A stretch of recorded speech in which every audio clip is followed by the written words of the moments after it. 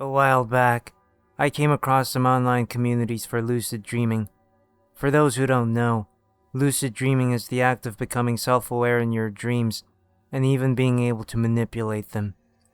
You can go wherever you want to, summon whatever objects you like, interact with whomever you want, etc. It took weeks of practice and dream journaling, but I still remember the first time I succeeded. I ended up flying around my home of downtown Salt Lake City, kissing an old girlfriend, and driving a Bugatti Veyron down the Autobahn. I didn't lucid dream again until about a week later. That time I was more adventurous, meeting up with characters from my favorite Walter Moore's books, rendezvousing with some female celebrities I won't name. If it isn't apparent, I'm pretty lonely, and then flying a bus into the sun because I wanted to see what would happen. The sun exploded. As time went by, my lucid dreams became more frequent, and I became almost perfectly capable of controlling them. Monster trucks, alien worlds, movie stars, famous characters, whatever I could imagine. Sounds awesome, right? Well, after the fifth or sixth time, I made a disheartening discovery. Lucid dreaming was becoming an empty experience. The novelty had worn off, only to reveal that the more I knew I was in a dream, the less fun everything became. I knew that whatever I did or saw wasn't real, so any gravity or excitement I might have felt disappeared. The beautiful women were just shells without souls. The landscapes were like paintings that, while striking, were only shades of the things they represented. Lucid dreaming became like trying to take a bite out of raspberry sherbet, only to realize that you were eating unflavored cream, bland and unfulfilling. Unsatisfied with lucid dreaming, I started to research everything about dreams from any source available. Science, pseudoscience, paranormal theories, world religions, you name it. One evening, as I was reading something from Dr. Stephen LaBerge, I was struck by a thought. What if lucid dreaming wasn't the limit to dreams? Maybe I could go deeper. To what, though? I could only guess. Nobody online seemed to have any answers to that. Since I couldn't think of anything else to do, I started meditating every day. Ironically, my dreams became more uncontrollable. I retained my awareness, but I would will certain things to happen and they wouldn't, or things and creatures I hadn't thought of would appear, and when I tried to will them away, they didn't leave. Still, I kept going. One night, as I dreamt of walking the crowded streets of Chicago, I had an idea. Perhaps I could meditate in my dream? I'd only ever done it awake. So I sat down on the sidewalk as crowds of people who didn't exist passed around me. I closed my eyes, concentrated on my breathing, and tried emptying my thoughts. Suddenly, my body started to feel heavier and heavier. Though I stayed the same size, I started to feel like I weighed twice as much, then 4 times, then 8. Soon, I felt as heavy as a truck. It became unbearable. I couldn't move any of my frame under the weight, and I realized that I couldn't breathe. I started to panic. I opened my eyes, gasped for air, and tried to move, and then I woke up. Whatever that had been, it felt like 100 times more real than any lucid dream. I decided to keep pushing. For months, whenever I would find myself in a lucid dream, I would sit down and meditate. I could go longer and longer each time, my body feeling heavier and heavier, but it would eventually become so unbearable that I would wake up. Why did I feel heavier? What was I getting into? I could only guess, but I persisted. Until last night. I was dreaming about hiking the Sandia Mountains of New Mexico, like several times before. I sat and started meditating. My body became heavier, but I could take it. I became even heavier. I could take it still. Soon I weighed as much as truck, as a tractor, as a whale, as a skyscraper. I had never gone this far. Suddenly, I started to feel a pulling sensation, like my entire body was being tugged at from all different directions. This was new. My stomach sank as fear started to crawl through my chest. I almost wanted to move, to make it stop, but my arms weighed as much as cities. I couldn't breathe anymore. The pulling started to tear me apart from the inside. I started to black out and I was standing in a vast gray field. The grass below my feet was dead. It crunched as I stepped around. Above me was an infinite black sky, swirling with wispy, blood-red clouds. I could see shining galaxies and dimly twinkling stars. Whether it was night, or whether I stood in the plane that gazed directly into the cosmos, I couldn't tell. Suddenly, I heard a scream in the distance. I turned, and it took me a moment to register what I saw. There were thousands of heads, stretching all the way to the horizon, all sticking out of the ground, and from the top of each head, a glowing, ethereal-looking thread sprouted and stretched upward. I craned my head up, and saw that the threads stretched all the way up into space until they disappeared from view. Every once in a while, a head screamed, and it made my blood run cold. As I made my way to the heads, I saw that they were still connected to their respective owners. Millions of people were buried up to their necks, their eyes closed and heads lolling in slumber. Some looked peaceful, most didn't. As I watched them, I realized that I didn't feel the same emptiness from them I felt from the shells of people I created in my dreams. There was a gravity to them. My discovery was soon interrupted, however, by the sound of a grunt. I turned, about 50 feet out. There was a figure walking among the sleeping people. It was a man. As I got closer, I saw he wore an old-fashioned suit, and he was holding a pair of giant scissors, like the kind used for cutting ribbons at store openings. He shuffled among the forest of heads, apparently considering each one carefully. For a horrible moment, I thought he was going to start cutting off heads, but I soon saw that he was actually inspecting the threads above them. I watched as he approached an older woman. Her face was perturbed. The man reached out his scissors, and with a snip, he severed the thread above her head. The severed thread faded away, and after a moment, the woman's face relaxed. As I watched, the thread slowly returned, though it seemed weaker, more faded than before. The man stood there for a moment, considering his work, and then he turned to look at me. "You shouldn't be here," said the man. I would describe his face looked like, only I can't. The best I can say is this. It was like his face wouldn't stop moving, shifting, changing. First, he had 2 brown eyes. Then he had 4 eyes that each looked like seashells. One moment his nose was large and in the center of his face. The next it was small and shifted to his lower right cheek and looked vaguely like a train. It was like watching a motion-blurred Picasso painting that couldn't decide what it wanted to be.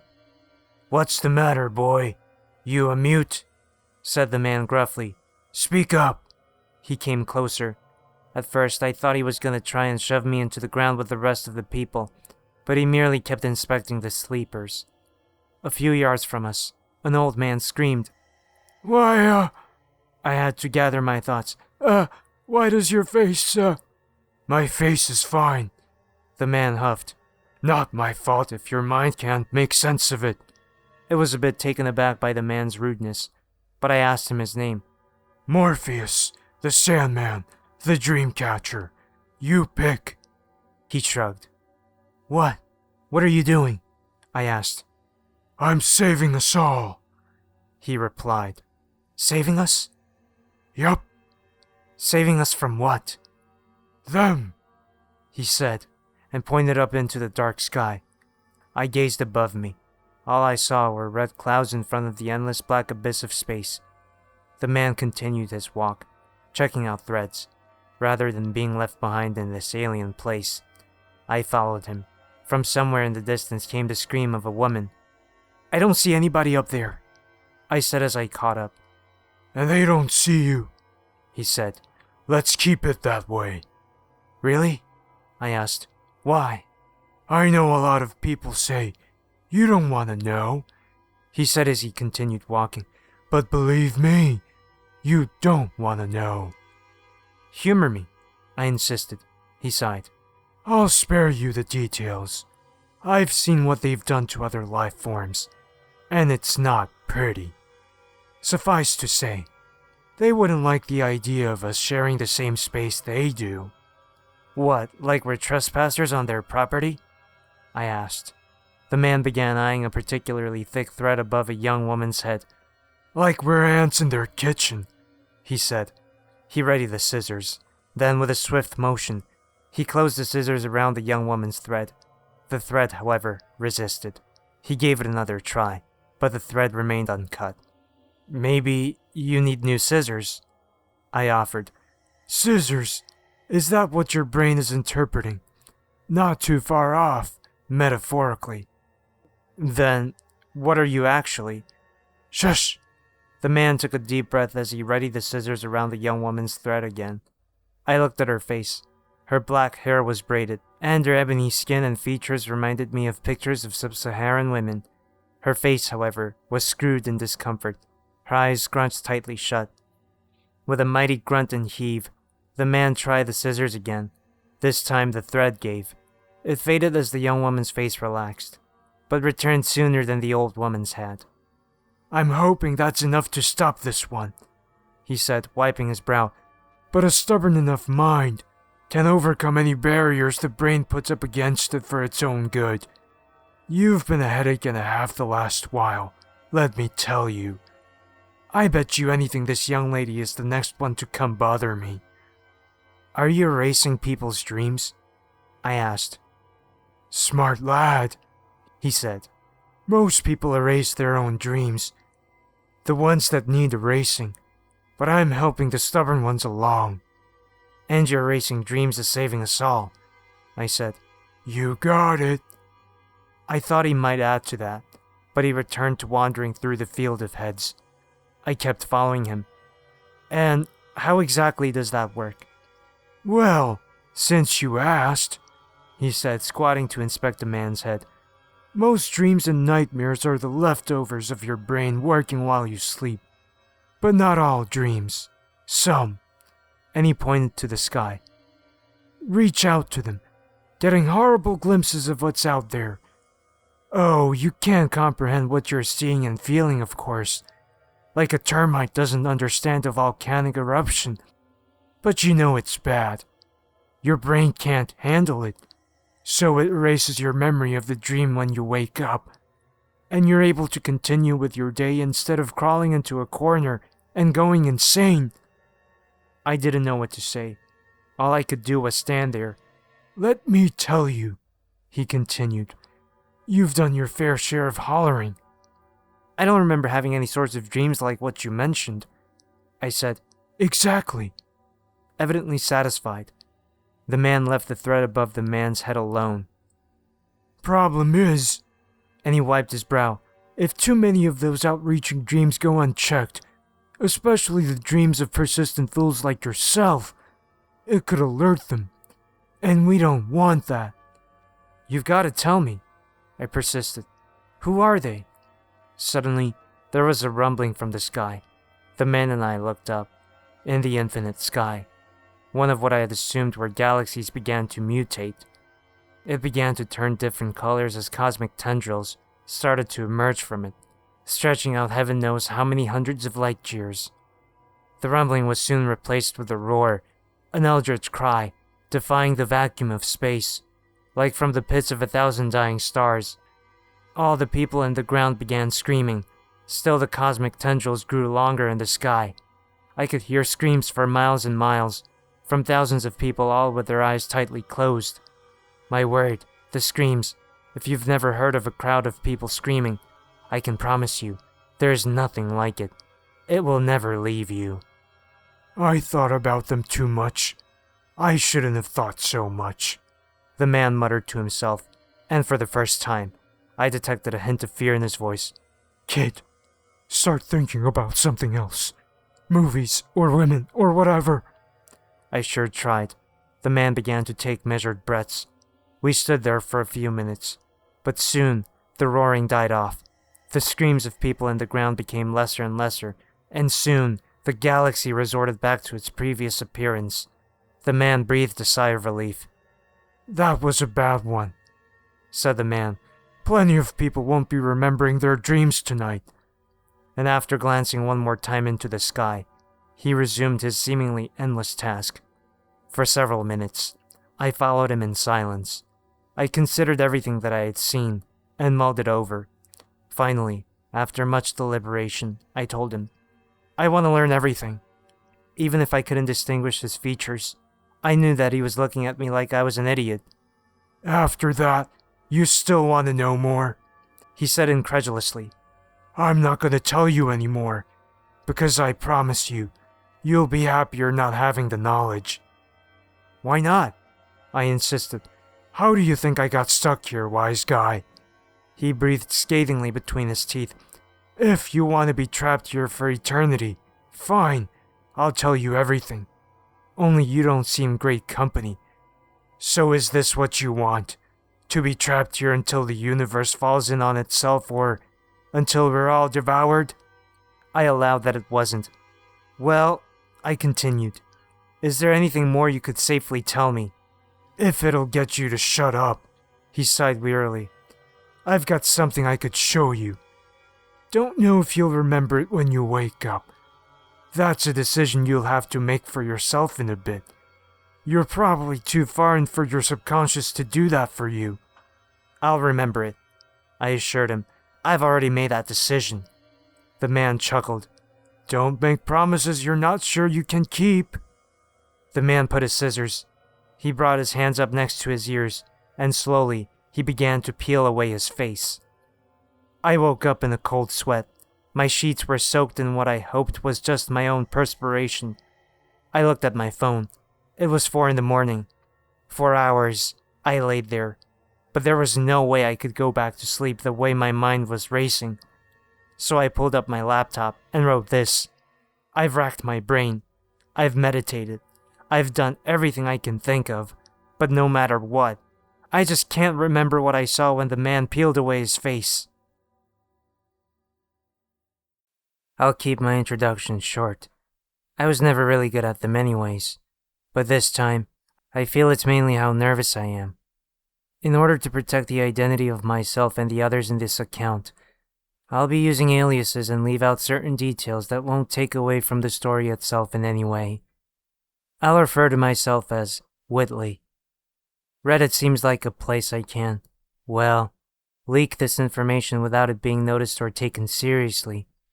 I've kept the secret for 16 years, but unfortunately, despite the risk to myself and my family, I have decided I need to come clean in some sort of way. So here's my story.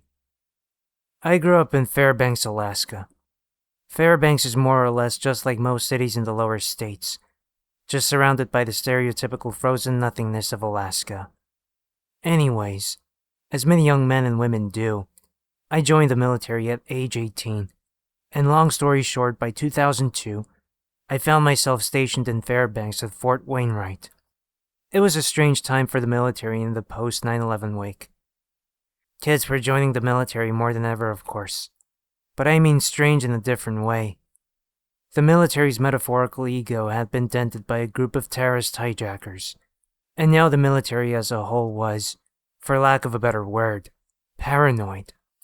It was the equivalent of Mike Tyson being slapped in the face in public by another man. Radars were revamped and were constantly monitored in order to avoid another attack on American soil. And it's partially because of this that I'm sitting here with a story to tell. On March 13th, 2002, multiple military and civilian radar detected an object enter Alaskan airspace and presumably crash in the nearby Yukon Flats Wildlife Refuge. I was selected along with 10 other men by one of our superiors, Brown, on what we were calling a search and rescue mission, to locate the crashed object. A few things were off about this operation. It was treated almost like a full-out exercise. We were told to essentially dress for war. At the time, I assumed this was due to the stigma surrounding suspicious plane crashes. Now, I'm not so sure.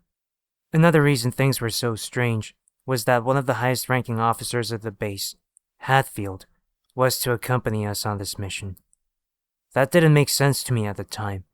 Why would they send the aged Hatfield out to the middle of a frozen wasteland to identify a plane crash when Brown was more than capable? I'd soon have answers to that. The helicopter ride was shorter than expected. In one helicopter was myself, Hatfield, Brown, Flynn, Bradshaw, and Dobbs. In the other was Brown's second-in-command, Anderson, who was now third-in-command on this mission. Carter, Ramos, Smith, Wallace, and Morgan. Of course, there were 2 pilots as well. Hatfield was a quiet, well-mannered man. He had always been well-respected and feared in the ranks as a leader. But when we made it over the last ridge and saw what we had come looking for, he changed. The sight we were met with as the moon lit up the otherwise dark Alaska night was a massive dark gray cylindrical object burning in a fiery blaze in a large clearing surrounded by nothing more than snow, trees, and a nearby pond.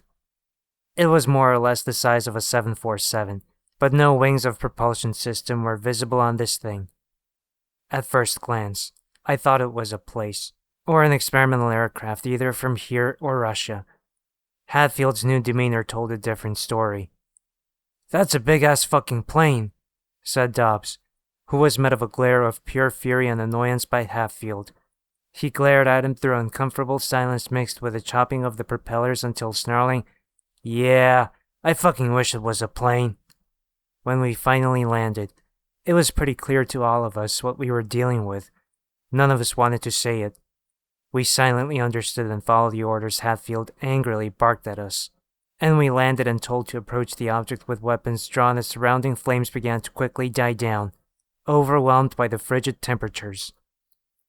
Hatfield ordered us to stop when we felt we were close enough, and it was then when we all seemed to notice the bystander walking towards us with his hands raised in a mix of greeting wave and a surrender. Hatfield seemed annoyed more than anything else when we landed, and the presence of this bystander pissed him off more than anything. "Can y'all believe this?" the older man said. "Do y'all know what in the hell this even is?" Hatfield looked at the ground for a moment, shook his head, then walked up to shake the man's hand. "What exactly did you see here this evening, sir?" asked Hatfield with an overwhelmingly sarcastic smile. He was somehow sweating almost profusely in the chilly Alaskan night. "Well," said the bystander, "my house is a little bit in that direction. I heard this thing crash and you're seeing exactly what I saw when I made my way over." Hatfield looked him directly in the eye the whole time, smiling and nodding like a madman. That must explain Hatfield's next course of action. "That's not the answer I was looking for, my friend," said Hatfield. This comment drew an expression of confusion on the bystander's face, similar to the one he would wear after Hatfield drew a pistol and shot him in the chest 4 times. We all stood there in a state of shock and simultaneous understanding. He had just murdered an innocent man, but all for the perceived well-being for the rest of humanity. "Let that be a lesson to all of you who don't understand," bellowed Hatfield. "No one is to find out about what happens or has happened here tonight, unless you're asked about it by your superiors, or else you may end up like this man, who just tragically died in a hunting accident a minute ago." None of us were new to the military. We knew that though any and all of the shady shit we would see in our service, our best options were to follow orders and ask no questions. Speaking of following orders, Hatfield broke the silence and ordered us to investigate the crashed object. It had broken up into few sections, but they remained adjacent to each other. We entered through the break in the ship that was closest to what we assumed to be the front.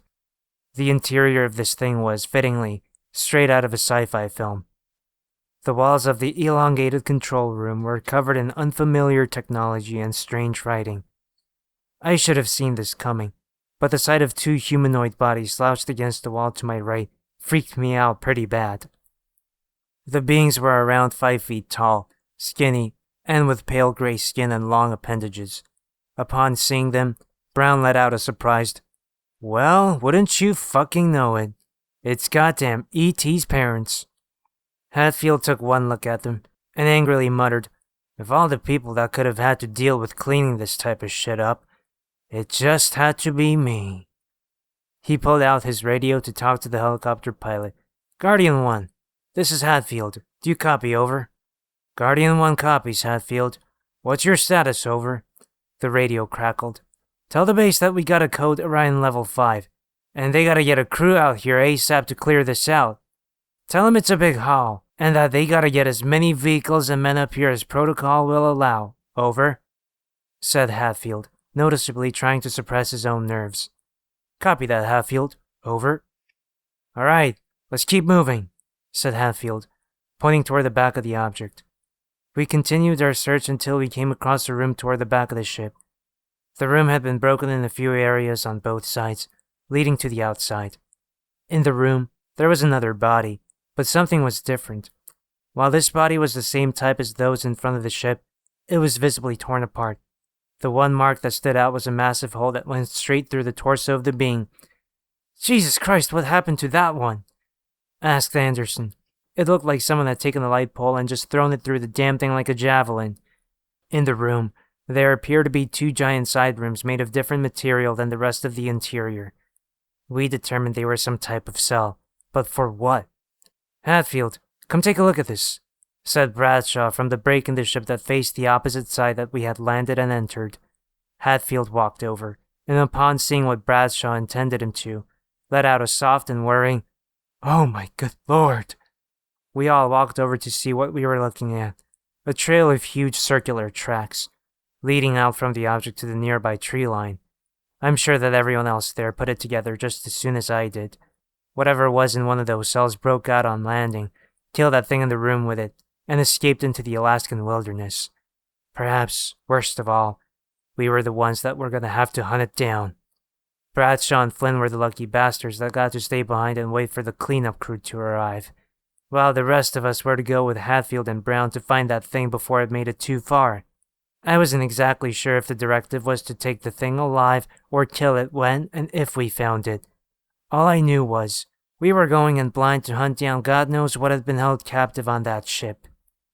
The forest was pitch black compared to the clearing the crash site was in. The upper canopy of the foliage was so dense that the only source of light eventually became the lights on our rifles as we made our way in the formation through the woods, following Hatfield as he in turn followed the thing's tracks. Compared to the rest of the men I had ever served with, I'd consider the group I was with to be the most elite collection of individuals I'd ever been a part of. These weren't kids, these were men. These were the finest soldiers that Fort Wainwright had to offer, and there was a reason they had sent them here, because they knew that anything could have possibly crashed here, even something out of our worst nightmares. From the very beginning, we were all focused and professional. We had a job to do, and unlike most of the younger men and women at the base, there was going to be no dicking around on this one. It didn't take long for us to find where the tracks led. We found ourselves looking into a massive cave carved into the base of one of the nearby mountains. Hatfield drew his pistol and turned to us. "On your toes, gentlemen. We got him. Brown, take point. The rest of you follow with me." The cave was massive with many different compartments, but none of them had much depth to them. So we continued through the main tunnel until Brown stopped the line and muttered a "Mother of God" to the rest of us. He shone his flashlight at a grizzly bear, probably 500 to 600 pounds, left in the same condition as the being we had found in the cell room. It too had a massive circular puncture hole identical to the tracks we had followed. It was sat slumped against the cave wall, dead. You could almost feel each man in that cave compartment slowly retract into their inner child as primal fear came over them. This thing we were hunting had walked into a grizzly bear's home, kicked its ass, and left it for dead. If it could do that to a bear, imagine what it would do to us. Wallace was the one that had the misfortune of saying what the majority of us were thinking. "We gotta get the fuck out of here now." He got the death stare from Hatfield, who proceeded to get in his face. "Quit being such a pussy, Wallace. Man has been killing bears for centuries. We turn those fuckers into rugs with a snap of our fingers. We got a job to do. Take this thing out, and as your superior, I'm ordering you all to do it. Any questions?" The compartment fell silent, our courage somewhat restored. We remembered we were men, and we had a job to do. The compartment we were in, clearly the bear's former lair, split off into 3 tunnels. Brown took Smith and Wallace through the tunnel on the right, Anderson took Carter and Ramos through the tunnel on the left, and I went with Morgan, Dobbs, and Hatfield through the middle tunnel. We were silent the whole time. Sure, I had questions, but I sure as hell wasn't about to ask Hatfield any of them. We went through until the tunnel became too small for us to continue, so we began to head back up to the compartment. Since radio communications didn't work in the cave, we agreed that we would all meet up in the compartment if we finished our search, or if something went wrong. When we were about half of the way back, we began to hear shots being fired and the screams of our fellow servicemen. We sprinted back up the tunnel to the compartment, where Brown and his group were already waiting for us. "It sounds like it came from Anderson's group," said Brown, Well, let's get the fuck down there then. Whitley, you're on point, said Hatfield, trying desperately to mask his nerves. We made our way quietly down the tunnel, trying to move as efficiently as possible. The reality was that, if no one from Anderson's group had met up with us by now, something had gone very wrong. Since I was on point, I was the first one to see Ramos when we turned a blind corner in the cave. He was sitting up against the cave wall, clearly trying to stay hidden from something. He saw us. He breathed a sigh of relief and quickly sprang up, motioning us to stay quiet. For the life of me, I will never know what possessed Hatfield to loudly ask, "Ramos, what in the hell happened down here?" But that very moment he did that, it was as if Satan himself opened the gates of hell onto us. From out of the dark abyss behind Ramos, a massive pale red appendage drove straight through his body. Our rifle lights shone onto something I don't think my mind would be able to construct itself in my worst nightmare. A massive mantis-like creature had just impaled Ramos, whose body was then flung into me from a good 15 feet away, knocking me back into the group. The rest was a total blur of carnage and bullets. When I saw a first person turn to flee, I did the same. I took one fleeting glimpse back around the corner to see a group of fully armed, experienced military veterans, arguably the very top of the food chain on our planet, being ripped to shreds by this thing. Sure, we were the top of the food chain here, but this thing wasn't from here. I followed the 3 men that had fled from the cave in front of me. We sprinted for God knows how long on pure fear and adrenaline until we reached the clearing, where reinforcements from the base had arrived and were clearing up the wreckage. In fact, another superior of ours, Banks, was on his way to find out where our group had gone with a group of his own, since we had been out of communication for a while. I looked at the remainder of the group that had fled. It was myself, Brown, and Wallace. There had been another, but we weren't sure who it was or where they were. "Gentlemen, what happened to Hatfield and the rest of your group?" inquired Banks. Brown somehow was in a mental state in which he could answer that question. "They're dead, sir. There's something out there. Something. From that ship. And we couldn't stop it." Banks was oddly calm when he heard this. "And where's this thing now, Brown?" "We followed it to a cave, and that's where it happened," said Brown. Banks nodded. "Gentlemen, you spent the evening at the base today, March 13th, 2002. During that time, an accident occurred that led to the loss of Hatfield and the rest of your group. The nature of this accident made it so that their bodies were unable to be recovered. Am I clear?" We all nodded. It was over for them, and it was finally over for us. We were sent back to Fort Wainwright and questioned by our superiors about what happened, each time being told that we were not to speak of the incident unless spoken to about it by one of them, and that we were at the base all day, where an accident had happened. Something with fuel tanks or whatever. While this haunted my existence for the next few years, I knew I had no choice but to put it behind me, so that's what I did. One day, a few buddies of mine pulled me aside and told me what had happened after I left the scene. Banks had ordered a massive sweep of the area of the cave with a much larger force than we had gone in with. They found something disturbing.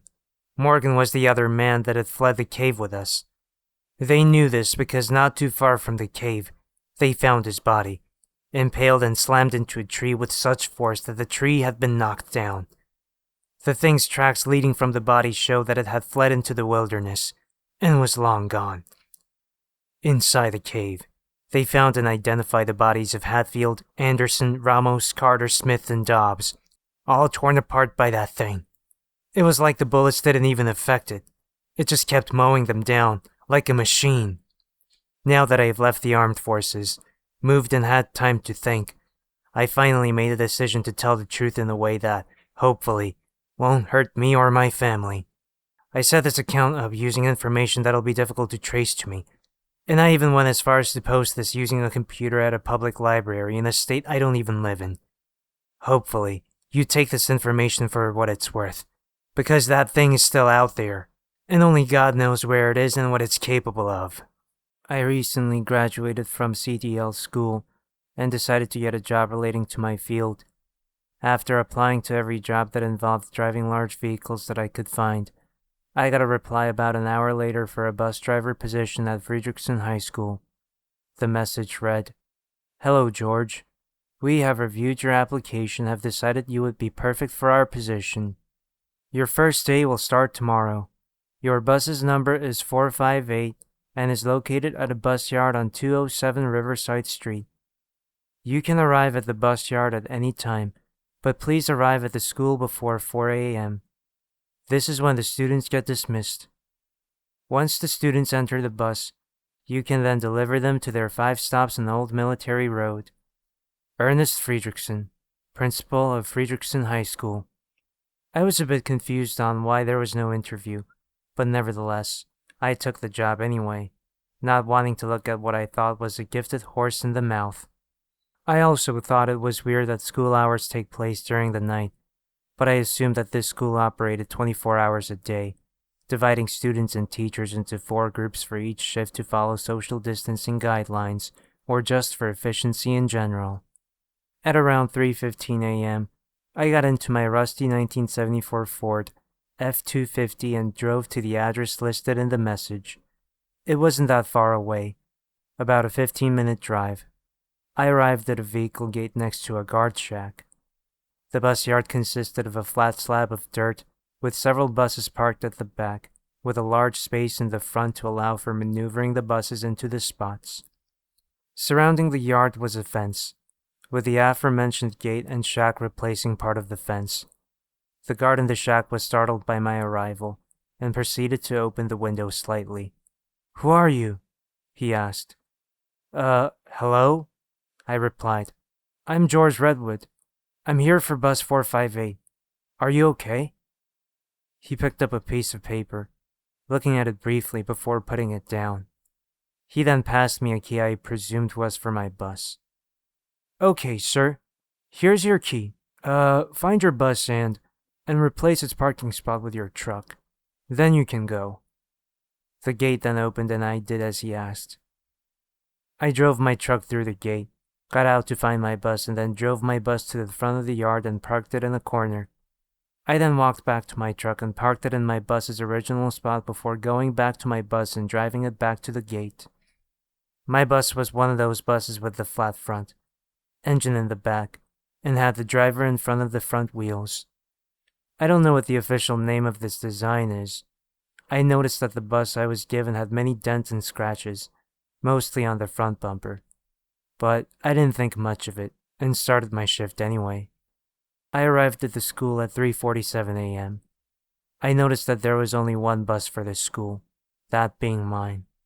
The school is very small, so it made sense why there was only one bus.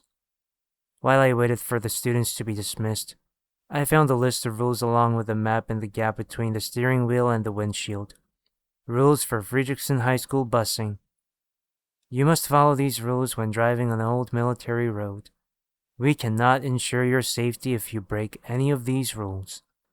Do not use any electronic devices for navigation. They will try to deceive you. We've printed out a map for you to follow. The bus stops you can drop kids off at are labeled 1, 2, 3, 4, and 5. These stops resemble a bench with 3 walls with a roof, with the opening being on the front. The bus's stop number will be on both sides of all 3 walls. If you stop at a bus stop that is not one of the above, leave the stop immediately and continue your journey.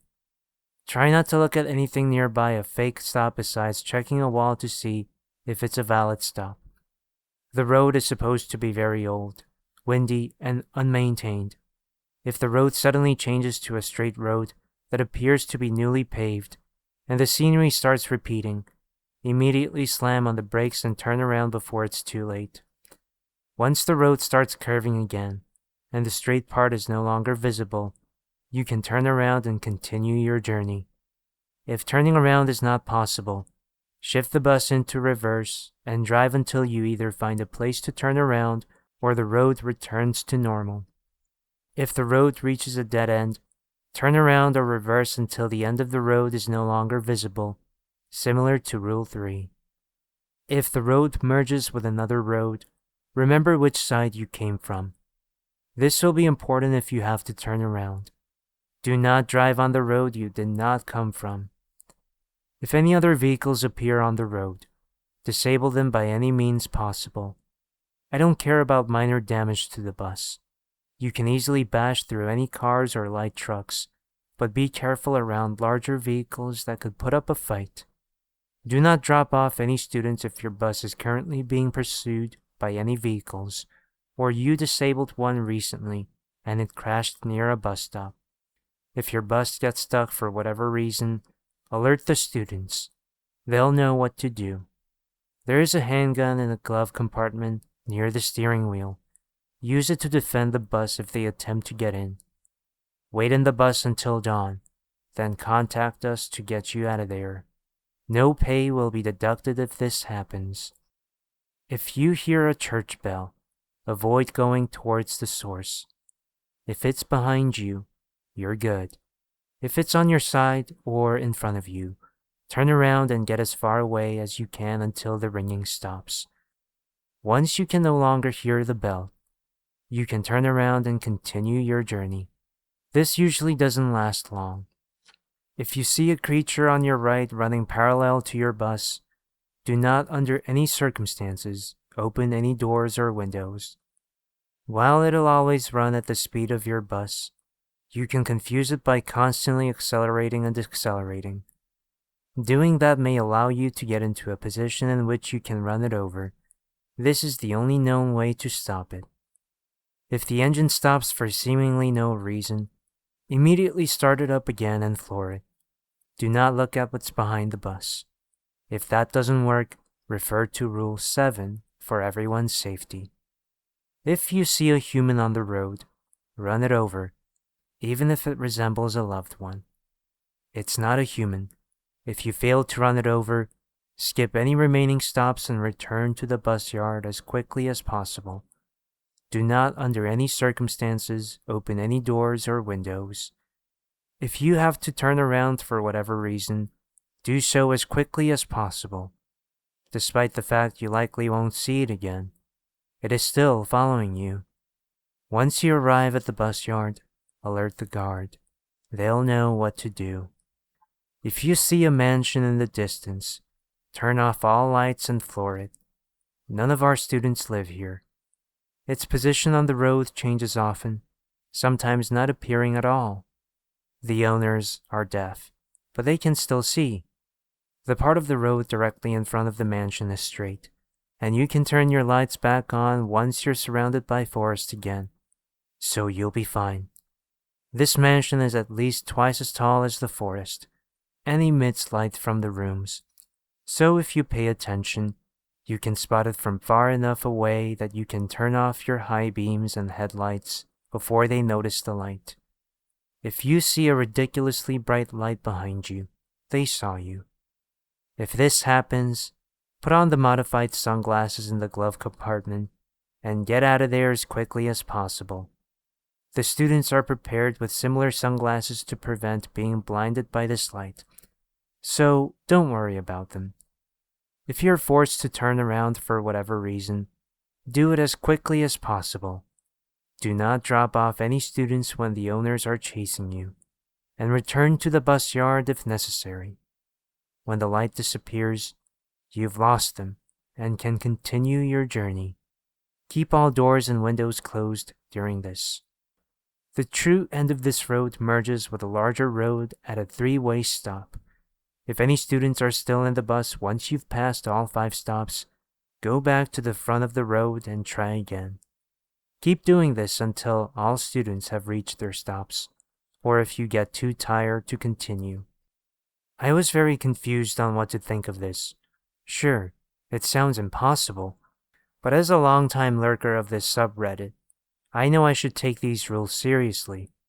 Nevertheless, I continued waiting for the students to be dismissed and came up with a plan. I will follow these rules unless they could potentially harm someone if they are fake, such as the vehicle ramming. If I can prove a rule to be true without breaking any of them, I will assume they are all real and follow them all. At 4 a.m., the students exited the school and got on my bus. I estimated that 20 students enter the bus, about 80% capacity under the social distancing guidelines. Despite the situation, most of the students were very chill, as if they've been going to the school for so long this shit doesn't scare them anymore. Once all the students enter the bus, I closed the doors and got on the road. The road was a 2-lane windy road through a forest. Though it was paved, it looked like it hasn't been maintained for decades, with the potholes poorly patched with tar. The pothole fillings looked like chunks of the first road Lightning McQueen paved in cars. Roads like this are nothing unusual here in upstate New York. The first 10 minutes were uneventful, and I dropped off 3 students at stop 1 with no complications. That was until I heard a student scream, "They're here!" I looked in the left mirror, and sure enough, I saw a pair of headlights in the distance. Rule number 6. If any other vehicles appear on the road, disable them by any means possible. I accelerated the bus, but the pair of headlights accelerated faster. It caught up to me in a matter of seconds, and started tailgating me. It got so close that the headlights were no longer visible from the rear window, but I still knew it was back there. "What's happening?" I yelled to the students. Even though I knew exactly what was going on, I was still hoping this was all a joke. Several students replied at once, but I couldn't decipher what any of them were saying. Should I brake check the vehicle? Every student replied, "Yes," so I did. I slammed on the brakes, causing my bus to come to a halt within seconds. I heard tires screeching coming from both vehicles, shortly followed by loud crunch from the back of the bus. I then accelerated the bus, looking out the rear window to see the vehicle behind me has stopped chasing me. A collision at that speed must have broken something important under the hood, as we were going 60+ miles per hour at the time of the collision. About a minute later, I arrived at stop 2. 2 students got up, a boy and a girl, so I assumed I was far enough away from the other vehicle to drop them off. I opened the doors and they were about to step off until we noticed our mistake. That wasn't stop 2, it was stop Z. Rule number 2. The bus stops you can drop kids off at are labeled 1, 2, 3, 4, and 5. If you stop at a bus stop that is not one of the above, leave the stop immediately and continue your journey. I immediately sped off, closing the doors while the bus was already moving. The 2 students were still at the front of the bus, grabbing the railing to avoid falling due to the dramatic acceleration. Not even a second after I closed the doors, I heard demonic screeching from my right. "Driver, look!" one of the students yelled. She was pointing at the doors, revealing that something managed to get part of itself wedged between the doors. As I had to focus on the road, I didn't have much time to look at it, but I was still able to catch a glimpse of whatever she was pointing at. It looked like an arm of a massive gingerbread man, except it reflected no light. I could hear whatever that arm was attached to being dragged across the asphalt, sounding like a mix of wood and metal. I briefly opened the doors, causing the creature to loose its grip and fall to the ground. "What the hell was that?" I asked the students, who were still on the staircase. "I don't know," replied the female student. "I've seen that thing a few times. The fake bus stop is fairly uncommon. It usually happens at least once a month, but the creatures usually don't get to the bus in time anyway." The male student returned to his seat. This event somehow made me come up with a question for the female student. "Actually, how long have you been here?" "I've lived here since I was a baby. Every house here has its own set of weird rules, but it's all my family could afford, so we've been living together ever since." "Oh, and what's your name?" she added. "George. And you?" "Angela." "Oh, okay. Would you mind staying up here so we can—" "This is the police! Stop your vehicle immediately!" a masculine voice yelled through a megaphone. The voice sounded like a pathetic attempt of mimicking a human. It sounded like the sentence was put through text-to-speech software and blasted out of a megaphone. I was so into my conversation with Angela that I was completely oblivious to the police cruiser in the left lane.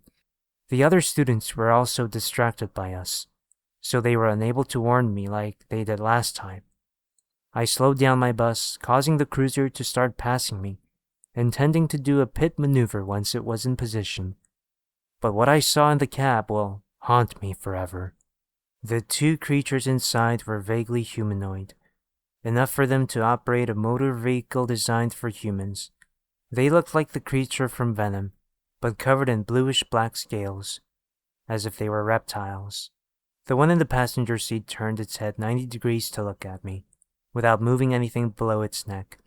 Its eyes were thin vertical lines, stretching from the top of the mouth to the top of the forehead, like the eyes of the stick people from the Henry Stickmin collection, except they emitted a white light from them like Herobrine from Minecraft.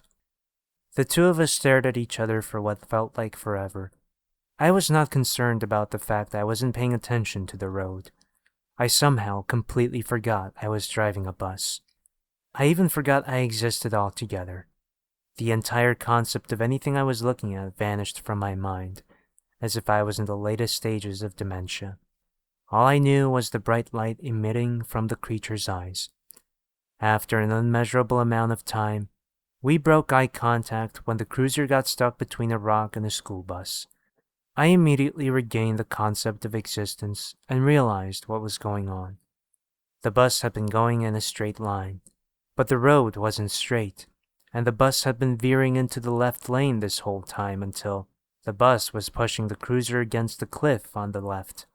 This caused the cruiser to come to a halt almost instantly. I immediately got back into my lane to avoid meeting a similar fate to the cruiser. "You're finally back!" Angela screamed inches from my face. She got down and cried on the floor while repeating the same sentence multiple times through sobs. "How long was I staring at that thing?"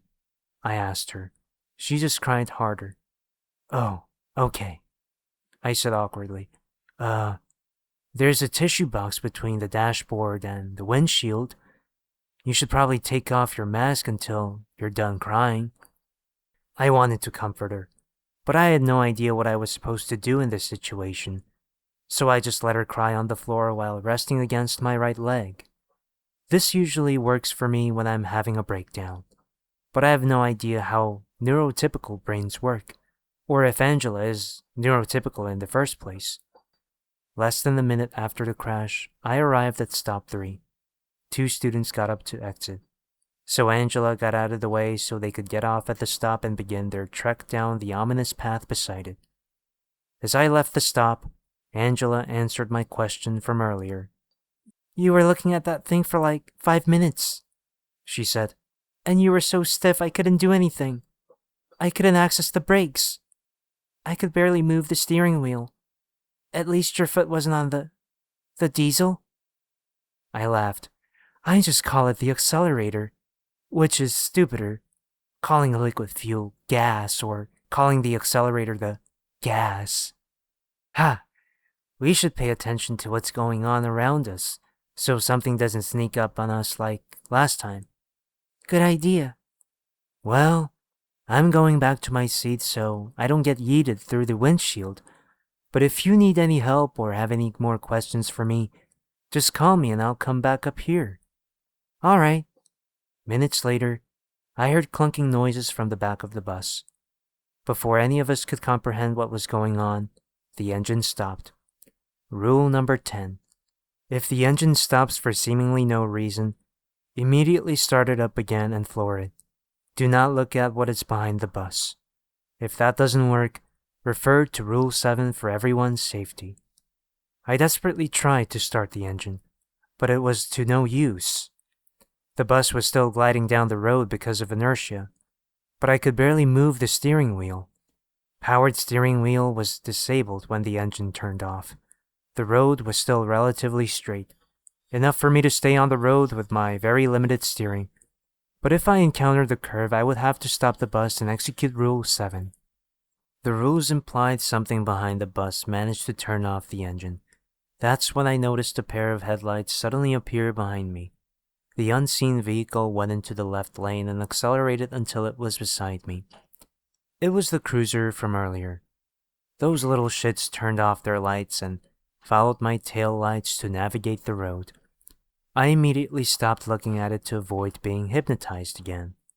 After holding down the starter for about 10 seconds, the engine finally came back to life, and I floored it. The cruiser noticed this and accelerated. Now that I've gotten my powered steering back, I blindly swerved into the left lane while staring directly ahead.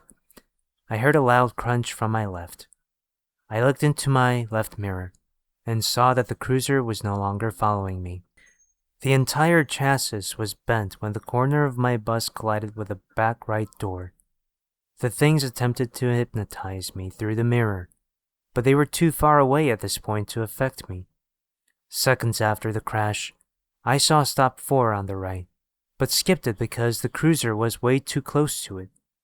The hill was still on the left, but the area on the right was flat enough to fit a few houses. These houses were fairly large, probably about 2,500 square feet on the top 2 floors, and an unknown amount of space underground if they had basements. I remember stop 1 and 3 didn't have any houses visible from the bus stop, so this was the first time I got to see the houses.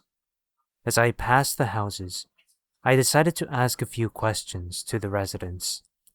Can someone who lives at stop 4 come up here for a moment? I have questions about the houses. A boy from the seat behind me came up. How much does it actually cost to live here?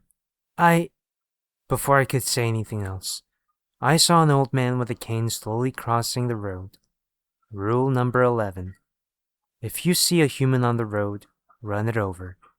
Even if it resembles a loved one. It's not a human. I already had enough faith in the rules at this point to know that was not a human, but the screeching he made when I ran over him further reinforced it. After a short pause, the boy answered my question. $50 a month. For me, at least. And yes, we have rules just as weird and terrifying as the ones in here. Wow. It's not as much as a bargain as it sounds. Anyone who lives here is either extremely poor or is oblivious to what they're getting themselves into. Most of the cost is paid with the mental and sometimes physical trauma that comes with living here. Yeah, I've heard the stories about places like this. Definitely not worth it. I doubt you could report any of this to the police or some other authority. My family actually did have to call 911 once. We told the operator that some dude with a gun was in our house. Nobody believes the officers that showed up and forced Fred, the creature that terrorizes the residents at Stop 4, to retreat back into the forest. Maybe we could tell you our stories sometime. Maybe. I'm going back to my seat now. Name's Tommy, by the way. Nice meeting you, Tommy. I'd like to hear your stories about your life here sometime. Tommy was about to return to his seat when he noticed something. Oh shit! Rule number 9, he yelled. Rule number 9. If you see a creature on your right running parallel to your bus, do not under any circumstances open any doors or windows. While it will always run at the speed of your bus, you can confuse it by constantly accelerating and decelerating. Doing that may allow you to get into a position in which you can run it over. This is the only known way to stop it. I looked to the right and saw it. Running beside the bus doors was a creature running on all fours. It was like a brute version of the creatures in the cruiser.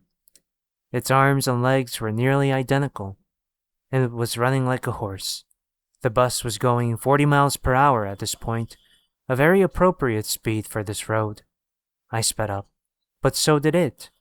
Tommy quickly ran back to his seat as the bus was starting to become unstable as I drove way too fast for this road.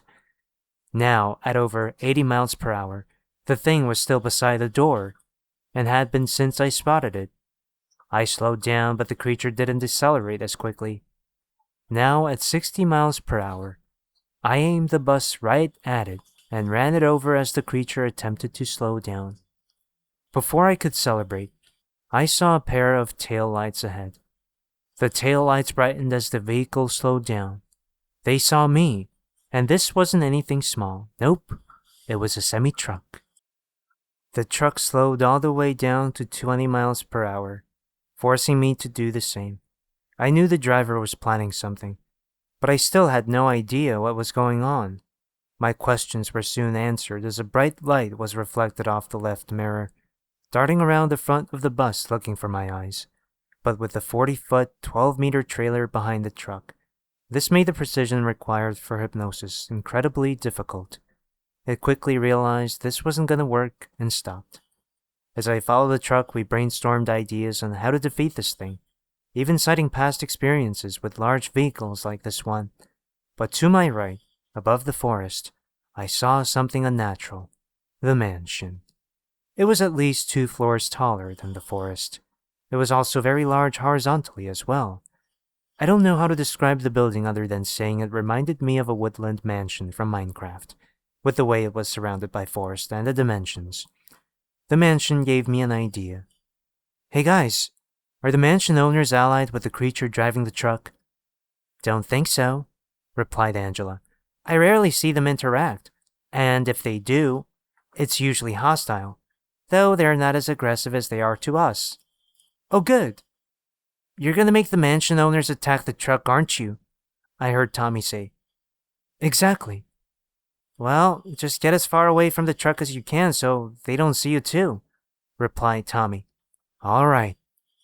I turned off my lights once we were about 500 feet away from the mansion. The truck driver looked back at us through the mirror for a few seconds. The light illuminated the cab, as if the driver was trying to say, I don't know you're still back there, idiot. As we slowly approached the mansion, I let the bus slow down so I could gain some distance from the truck. I didn't touch the air brakes to avoid being heard by the truck driver. It may have known I was still behind it, but it didn't know how far away I was. Once I was about 200 feet away, the bus was down to 2 miles per hour. I pulled the parking brake, causing the bus to come to a halt silently. The truck was oblivious to what I was doing and was still going forward, very slowly for some reason. It seemed that it was trying to stall me until reinforcements arrived. We all got our sunglasses to protect our eyes from what was about to happen, ready to put them on at any moment. The moment the truck's lights struck the road in front of the mansion, it happened. For the split second I saw the light at full force. My vision was already being obstructed by spots, as if I've been staring at the sun for several minutes. Even with the sunglasses, it still bothered my eyes to look at it. The lights swarmed the truck like bees that had their hive disturbed. While the owners were distracted, I put the bus into reverse and floored it. The sound of the engine got the attention of the truck driver, but it was unable to turn around or reverse very quickly due to the trailer, so it ended up having to go forward to flee the owners. Now that the truck was gone, I went back into drive and continued down the road, though not very quickly to not catch up with the truck. I slowed down even more so I could get a better look at the now vacant building. The front of the mansion had wooden walls with a concrete base. There was a hole in the front with many equally sized rooms with one window across the walls. Each room was illuminated by light bulbs on a chandelier. The rooms had a wide variety of contents. Some looked natural, some looked weird, and some were disturbing. One room looked like a kitchen. One looked like a bedroom. One was almost completely filled with a pile of wires. One was a prison cell. One had tons of black cats inside, and one had a floor covered in spikes with doll heads on them. How original. The room full of cats caused me to stop the bus. Why is there a room full of cats? I asked the students. A room full of what? They have cats? Tommy replied, who was in the seat directly behind me. I don't think we've ever gotten a good look at the mansion before. This is the first time someone managed to distract the owners. Another student replied. I pulled the parking brake and got out of my seat. I want to investigate the cat room, I told the students. Go to the window, but don't enter the mansion. Just don't, the same student from earlier replied. And park the bus right next to the window, Angela added. Wait, hold on. What is your name? I asked the anonymous student. Oh, I'm Joseph. All right, good to know. I then did what Joseph did. I positioned the bus so that the doors were right next to the window of the cat room. I got out and peered into the room. Cats everywhere. Very malnourished and wading through their own urine. There was an island literally made of shit in the center. This is definitely not okay. I grabbed a rock and smashed the window several times before the window split in half. I could have used the gun, but I didn't want to waste any bullets or attract any unwanted attention. Tommy, Angela, and 2 other students came out to help. Once the glass pane split, we kept hitting in a concentrated spot until we created a hole large enough for the cats to get through. As soon as we pointed this out to them, the cats rushed out to freedom. Whatever they were going to get themselves into, in this forest, was a better fate than whatever the owners were doing with them in there. The wire room was 1 room away from the cat room, with the prison cell in between the 2. I walked over to investigate. I could probably get a few $1,000 for all that, Cooper. I pointed out to the students. Will we get any of it? Tommy asked. I'll give each of you some for helping me to retrieve it, but I'll take most of it as compensation for what I had to put up with today. $20 an hour isn't cutting it. I also had the rest of the students come out to help me with stealing the wires, promising a small portion of what I'm gonna get for them. I broke the window with the rock and made a small hole the size of a fist. You know, it would be a lot easier if someone goes inside the mansion and... No! Every student replied at once. Okay, never mind then. We continued bashing the window until the hole was big enough to climb through. We managed to load all the wires into the bus before the owners returned. Even if they did return before we were done, we had already set up a place to hide. The students then organized the wires once we were already on the road. As I was about to arrive at stop 5, I saw the owners returning from their mission. I quickly put on my sunglasses as I floored the bus and blindly drove through the light. However, the owners were not interested in me and continued their journey home. It seems that they only attach those who disturb them, and somehow driving by their mansion does that. They still had no idea that I freed their cats and stole their wires, and even when they find out, they'll have no idea who did it. I arrived at stop 5 a minute later and dismissed Joseph and 4 other students. This bus stop was similar to stop 4, with very similar houses as well. I still had 7 students in the bus. As I skipped stop 2 and 4, I knew what I had to do. Rule number 13. The true end of this road merges with a larger road at a 3-way stop. If any students are still in the bus, once you've passed all 5 stops, go back to the front of the road and try again. Keep doing this until all students have reached their stops, or if you get too tired to continue. I signed as I left the stop. You know, you're gonna have to drive down this road again, right? Tommy asked. Yeah, I know. Hey, at least this time, you'll be more prepared. And you know that there's a fake bus stop between stops 1 and 2, and you know that the mansion is between stops 4 and 5. This doesn't refresh every time you go down the road, unlike the Rule 3 road and the dead end. Alright, I'll go back and do another round. As I continued down the road, I found the semi-truck, or what was left of it. I parked the bus next to the truck to get a better look at it. The truck seemed to have crashed straight into a tree instead of turning for the curve. The trailer's walls were partially melted, causing the roof to collapse onto the burning wooden crates inside. The body of the truck was completely destroyed, with only the chassis and engine blocks still being recognizable.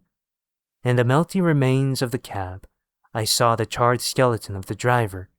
It's terrifying to think that could have been me. Holy shit, a student muttered. Tommy and I got out of the bus and walked to the side of the truck to further investigate what the hell happened here.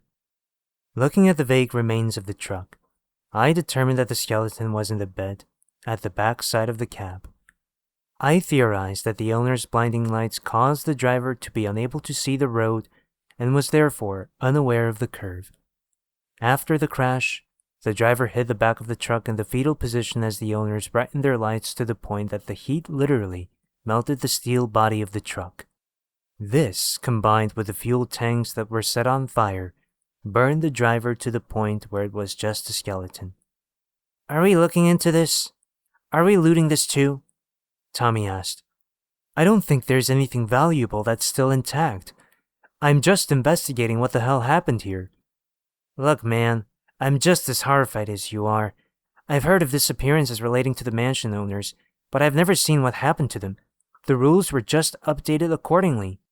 We returned to the bus and continued down the road. I found the end of the road and made a left turn onto Route 3, intending to go back to the beginning of Old Military Road. Not long after I got on the road, I heard a student scream. "What the f—" She was interrupted by her own choking. "George, stop the fucking bus now!" Tommy instructed me as if I wasn't already doing that. I got out of my seat and looked back to see several students fighting a wire that was strangling the student. The wires had come to life and were crawling around like snakes.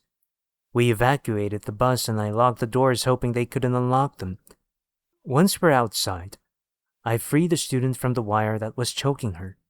I then inspected the wire and saw the Cooper bending and contorting on its own. The wires were fiddling around in the driver's seat, but they couldn't start the bus because I had the keys. "Now what?" a student asked. "I could call 911, I replied. "And what are you going to tell them? That you're being attacked by Cooper snakes?" And Tommy asked rhetorically. I paused for a moment before I had an idea. I dialed 911. 911, what's your emergency? There are these snakes things in my bus. I managed to trap them all inside, but I can't get rid of them." "And what's your address, sir?" "I'm on Route 3, near the spot where Old Military Road merges onto the highway." "Okay, sir, we have sent an animal control to deal with the situation. Can you stay on the line for me?" "Yeah, I can do."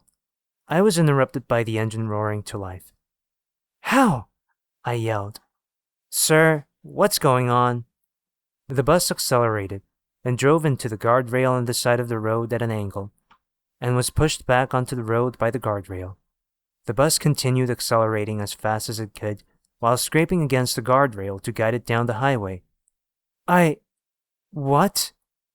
"The snakes just hijacked the bus!" Tommy spoke for me. The operator tried her best to stay professional, but she couldn't avoid letting out a chuckle about how ridiculous this situation was.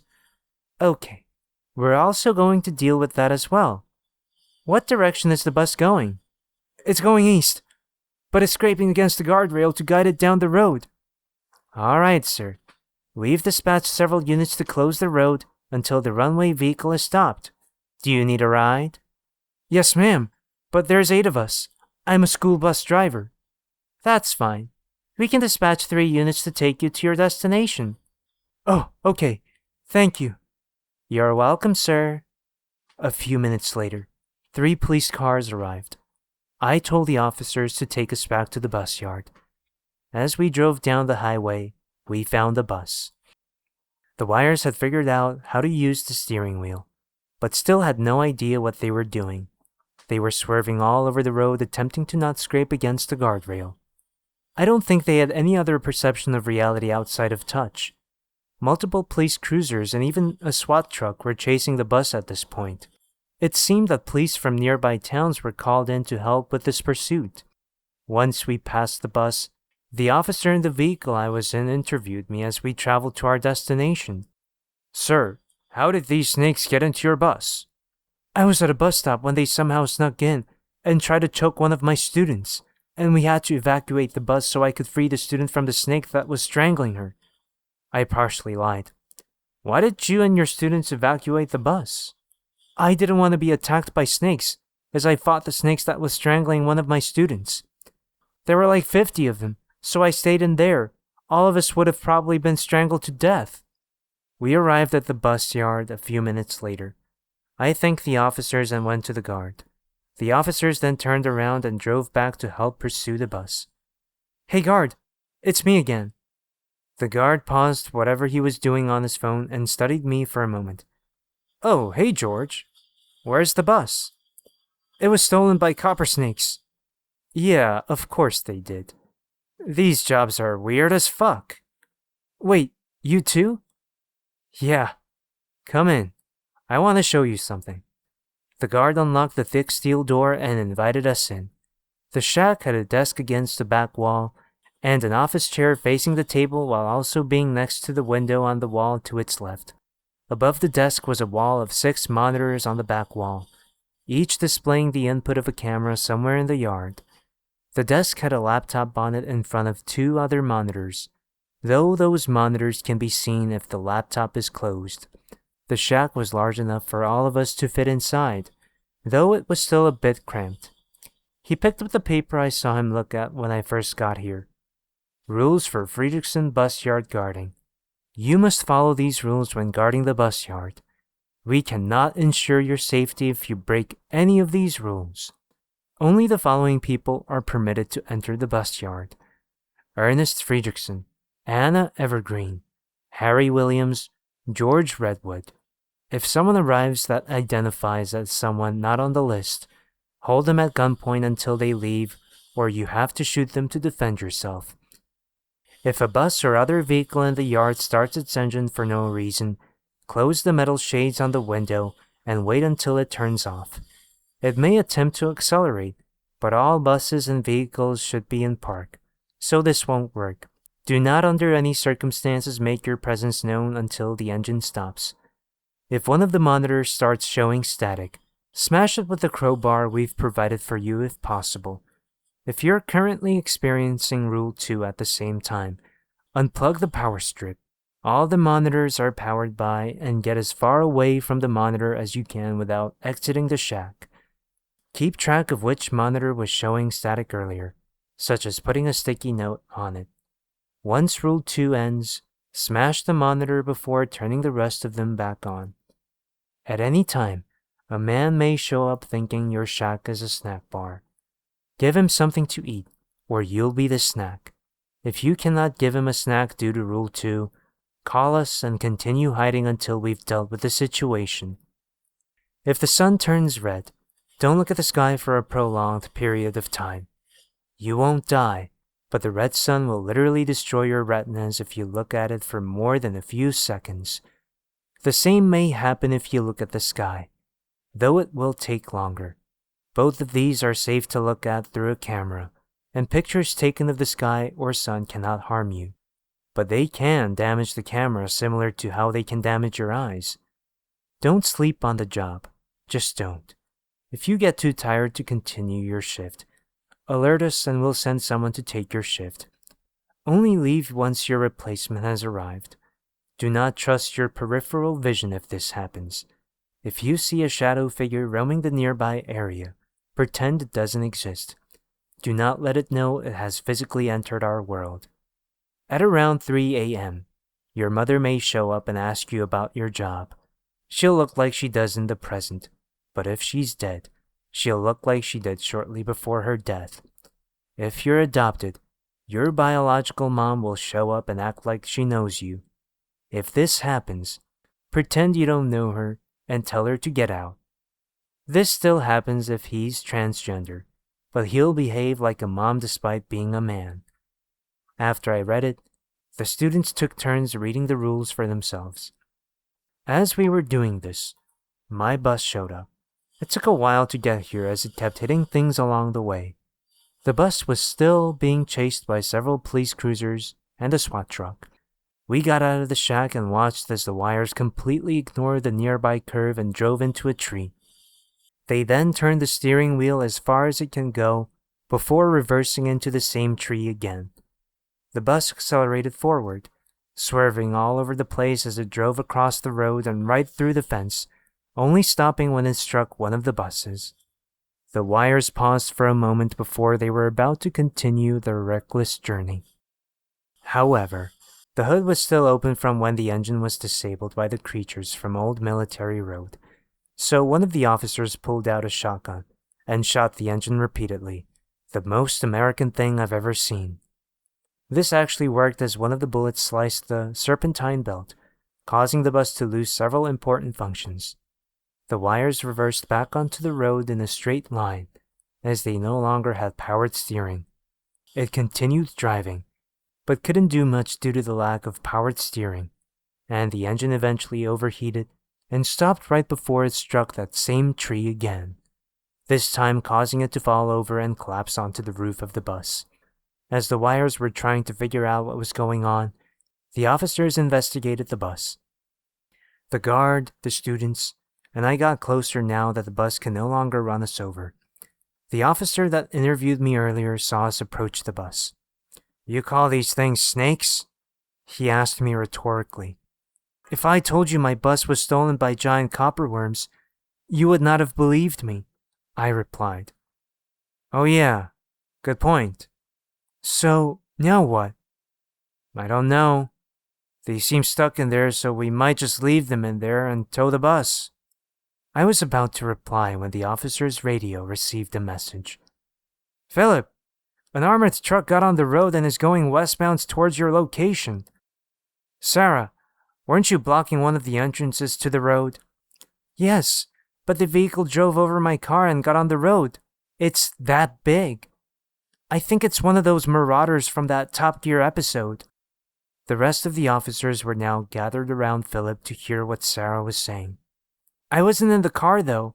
I was telling the driver why the road was closed, when he drove over my car right after I told him why." "All right, copy that." Philip ended the call. "Yeah, you know what she said? Use your vehicles in the bus to form a barricade. This won't stop the truck, but it'll delay us long enough to open fire on it." The truck eventually showed up, and it was indeed a black marauder. The marauder was being chased by even more police cars. A police helicopter was hovering far above us now. The car barricade would stand no chance against the marauder. The truck stopped, coming to a halt a few yards or meters from the barricade, not because the barricade would stop it, but because the driver found what he was looking for, the bus. It was clear that the driver was looking for the wires, implied by how swiftly he got on the road after Sarah informed him why the road was closed. The officers took one look at the vehicle and knew they were fucked.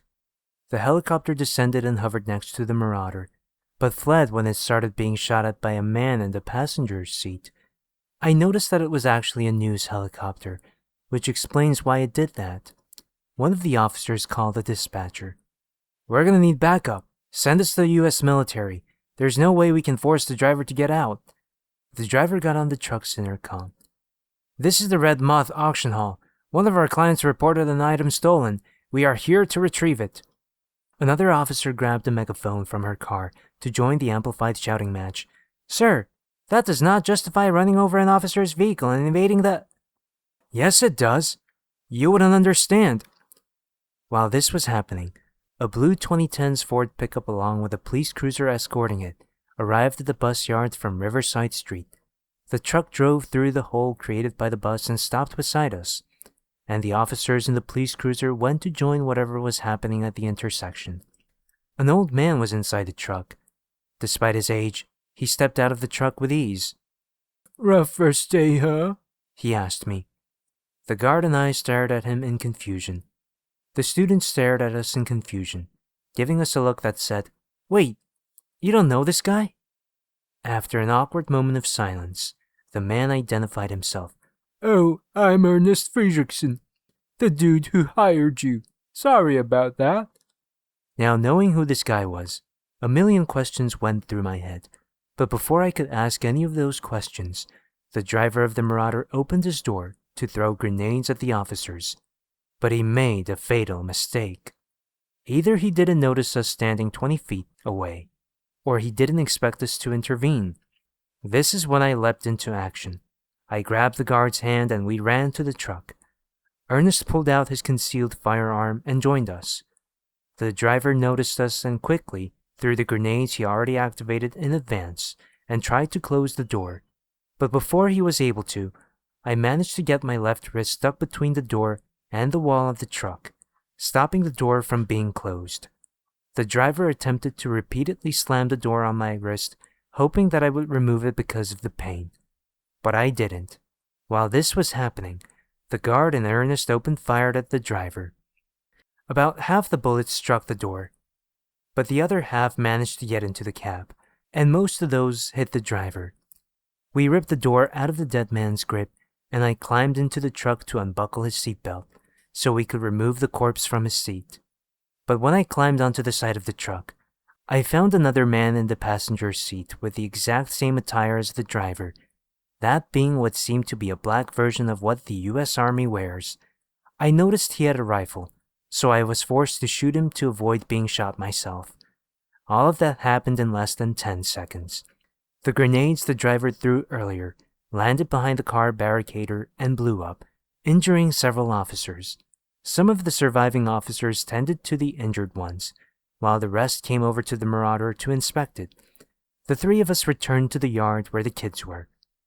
Shortly after the officers entered the Marauder, the back doors opened and 8 men rushed out of the truck. They all had the same attire as the 2 in the front, and 3 of them had briefcases for some reason. 5 officers chased them on foot. We all thought this was the end as none of them had any weapons, or at least we thought. The ones with the briefcases stopped for a moment and threw their briefcases at the officers. One of them managed to strike an officer, knocking him to the ground. But the briefcases had another use other than being a projectile, because as the officers passed them, they were detonated, causing a massive explosion. Chunks of briefcase were flung outward, functioning as shrapnel. One of them hit Tommy, 2 hit the girl who was being strangled by a wire earlier, 1 hit Angela, and 2 more each hit me and Ernest. Luckily, we all survived with minor injuries. When the smoke cleared up, we saw the scene that lied before us. The Marauder suffered very little damage, and the bus's body was heavily damaged but still intact, including the windows. The windshield was struck by 4 briefcase chunks, leaving the spiderweb cracks where they collided with the windshield. The body of the police cars were ripped apart from the force of the explosion, and the fuel tanks were spilling gasoline all over the road. Even the traffic lights at the intersection were bent. 7 ambulances arrived from Riverside Street, intending to treat the officers injured by the grenade explosion, but found far more than they bargained for. But in a dark twist of irony, this was still enough ambulances to transport the surviving officers to the hospital. Out of the 8 men in the back of the Marauder, 5 of them survived with minor injuries. The other 3 were either dead or seriously injured. All 7 of the kids hid in the guard's shack as the guard, Ernest, and I approached the group with our weapons drawn. As soon as they saw us, the healthy ones dropped their injured comrades and fled down Route 3 on foot, in the same direction the Marauder came from. The 3 of us chased them and managed to shoot all 5 of them. We walked back to the yard and saw a man talking with the paramedics. "What do you mean? The snack bar right there. What do you mean it's not open?" Shit. They didn't know. Rule 4. At any time, a man may show up thinking your shack is a snack bar. Give him something to eat, or you'll be the snack. If you cannot give him a snack due to rule number 2, call us and continue hiding until we've dealt with the situation. We continued approaching the ambulances, but still tried not to attract the man's attention. "Sir, we're paramedics. We do not have a snack bar." The man went from annoyed to angry. His voice became incredibly deep and demonic. "Give me a snack, right now." The paramedics stared at the man, very confused at what just happened. The man's fingernails grew incredibly quickly, and they transformed into claws in the process. He used his Wolverine hands to attack the man, peeling off a thing and a large chunk of his forearm. The paramedic ran off and screamed in agony due to being literally skinned alive. The man's fingernails broke off and the man returned to normal. "Thank you. Have a nice day," he said as if he bought this chunk of human flesh from a snack bar. He left in the direction he seemed to have came from. Several shadow figures appeared near him and wandered aimlessly. Rule number 7. If you see a shadow figure roaming the nearby area, pretend it doesn't exist. Do not let it know it has physically entered our world. I walked up to the paramedics to inform them of Rule 7. Luckily, they complied, as they all witnessed what happens if you break Rule number 4. The paramedics continued loading the injured officers into the ambulances, with the one that was skinned alive joining them, when a heavy-duty tow truck that was going way too fast for Riverside Street bashed through two of the ambulances that were in its way while making a sharp right turn into the left lane of Route 3, almost flipping over the process. This truck was definitely able to tow the bus, and that's exactly what they did. The truck reversed to the bus and the two men got out, also identical to the 10 in the Marauder, and quickly hooked up the bus to the tow cable. The men got back into their truck and sped off in the direction the truck was facing. This all happened within 15 seconds. The paramedics were about to nope out of there, but the men in the tow truck didn't have the time to attack them. Both of the ambulances that were damaged were still drivable. One of the paramedics were injured by the truck's crash, having been ran over by his own ambulance, and had to be transported by the hospital by his coworkers. He's expected to make a full recovery. Out of the 17 officers that were at this war zone, only 7 survived. All 5 of the officers that were pursuing the men were blown to bits due to being so close to the explosion. 3 officers were inside of the Marauder at the time of the explosion, and they all survived with virtually no injuries. 7 officers were injured by the grenades. Out of them, 4 were declared dead at the scene, 2 died on the way to the hospital, and only 1 survived. She is severely injured, but is expected to make a full recovery. Out of the 4 officers tending to the injured 7, 1 died at the scene, 1 was critically injured, and the other 2 survived with minor injuries as they were behind the bus at the time. The one that was critically injured is also expected to make a full recovery. I don't know where the other 6 officers were at the time of the explosion, but they all died at the scene. When interviewed, I told them what happened, and explained that I said snakes because they wouldn't believe me if I told them the truth. The only difference is that I said a pile of copper wires was next to a bus stop, and they invaded the bus. The students all told the same lie. Ernest, the guard, and the surviving officers backed up my story saying that there were wires in the bus. None of us were charged with anything, and the 3 of us that raided the Marauder were praised for our bravery. All 10 of the men died at the scene. Their corpses couldn't be identified. The Marauder was impounded by the police. Its license plate revealed that the vehicle was registered under the name Alfred Cornell, with the address being resident somewhere in Maine. When the police went to that location, they found an empty lot in a semi-remote location with nothing on it other than a brick wall that was 20 feet.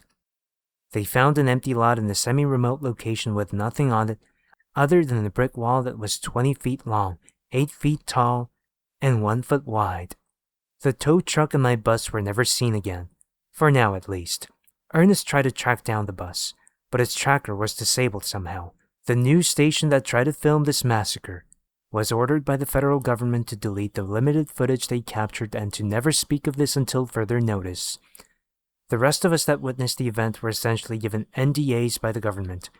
The family members of the dead officers were given large settlements. The surviving officers had their medical bills paid for and were given a smaller settlement for their troubles. The 7 students that didn't make it to their stop were taken care of by Ernest, his wife, and his 3 middle-aged children until they can be returned home. Ernest told me that I wasn't actually being paid $20 an hour. The ad was only listed that way to attract unwanted attention. I was actually being paid $200 an hour, and he gave me a $1,000 bonus for my troubles today. The guard's wage was also multiplied by 10, and he also got a $1,000 bonus. I told Ernest what actually happened, and we now have a 14th rule for the bus drivers. Rule 14. Do not steal from the mansion owners, because they will find you, and they will do whatever it takes to get their stuff back. I'm on the spectrum, somewhere between Mozart and being unable to tie my shoes. Conversations don't come easy. You could say I'm slow. The answer to the question, the empathetic reassurance, the witty quip, all enter my head 10 seconds delayed. So I'll nod or say, okay, and smile. Anything to get through a conversation. But being boring doesn't help you make friends. It's different on the internet. The late 90s was the heyday of chat rooms. Remember IRC? I met my best friends there, because I could take time to respond. I could think of that witty quip to reflect my personality or express something heartfelt. It liberated me from my shell and shyness, and that's where I met the love of my life too. Look, I won't bore you with the story of an internet romance. I still get nervous when I remember the day Lynn drove 200 miles to see me. I was sure that when she met me, my boring personality would extinguish her fondness. But by some miracle, that's not what happened. When we married, there were 3 people at our wedding, all from IRC chat rooms. My parents, who had been ashamed of me and kicked me out when I turned 18, didn't show up. My best man was my friend Juan, who I'd bonded with after hundreds of hours on IRC. Having all the people who I cared about, and who cared about me, in one place made it the best day of my life. I'd never felt so appreciated, loved, and connected. Today, I'm alone again, and I come to you with a warning. Don't do what I did. Don't pray to gods you have no business praying to. I was raised Pentecostal, a Protestant movement that emphasizes speaking in tongues. Now, as someone with Asperger's, who had enough trouble speaking with one tongue, I couldn't comprehend what it meant to be possessed by the Holy Spirit. I couldn't explain it to you if I tried. Imagine a church filled with people bopping as if possessed and fake speaking Swahili. I affirmed my atheism the day my parents tossed me onto the streets. I was not unsure if God existed. I was certain God didn't exist. In school one day, I'd watched a documentary on the after effects of the Hiroshima and Nagasaki bombings. These people, called Hibakusha, suffered something uniquely inhuman, destructive, and evil. Many of them had burns and sicknesses from the nuclear radiation that had literally corrupted their DNA, their humanity. Many died in ways far worse than being eviscerated in the explosion. Imagine the cells of your skin dividing with altered DNA that turns your flesh into a translucent mush. To die because the fabric of your being has been corrupted to my strange mind seemed so unholy, so ungodly that in a world where such things happen, God couldn't exist. So why did I pray each night to a different God? Until things got so out of control I wish I'd never met my wife or used IRC. It started the day she left me. We'd loved each other for 2 decades and been married for 1. I won't get into how a long marriage takes its toll. The passion dried out years ago and decayed into an assumed comfort. Now, I thought that was how it was supposed to be. But as I often realized, I thought differently from others. Because one day, she left without warning. Gone, leaving only a note laid on a stack of divorce papers. The note mentioned that she had met someone else. Online, of course. They'd been chatting for a while. She'd met him once already, and now she was gonna be with him. Great. Though our marriage wasn't all sparks and heat, I thought we were content. I felt peace in my heart and connected to her. We didn't have kids, but we were enough for each other, or at least she was enough for me. The day she left, I poured my glass of chocolate milk and waited on the living room sofa for her to come home. I couldn't believe she was gone. I waited for the door to open and for her to burst through, with a shopping bag and talking about how bad traffic was or how the neighbors had remodeled their porch. I waited until 1 a.m. before I built up enough despair to call her phone. But it was off. I sent her emails, but she never replied. The next day, I stayed home from work because the despair and loneliness pounding through my body paralyzed and sickened me. I couldn't eat or even sip water. I curled up into a ball on the living room floor and shivered until I passed out. It was Juan who found me, unresponsive, and called an ambulance. I woke up in the hospital. Apparently, on top of my heartbreak, I had a vitamin D deficiency that had contributed to my ill state. The doctor prescribed tablets, told me to go outside more, and sent me home. Juan let me stay with him and his wife for a few days. He'd married a Muslim girl and had converted to be with her. That made him the only Muslim Korean I knew of. While staying at his home, I found a copy of the Holy Quran in English. I spent a few hours reading, hoping that it would enlighten me, that some truth would burst forth and save me from the base despair that crippled me. Instead, I read a verse that made me angry. And whosoever believeth in God, he guideth his heart, and God is knower of all things. Why wasn't I a believer?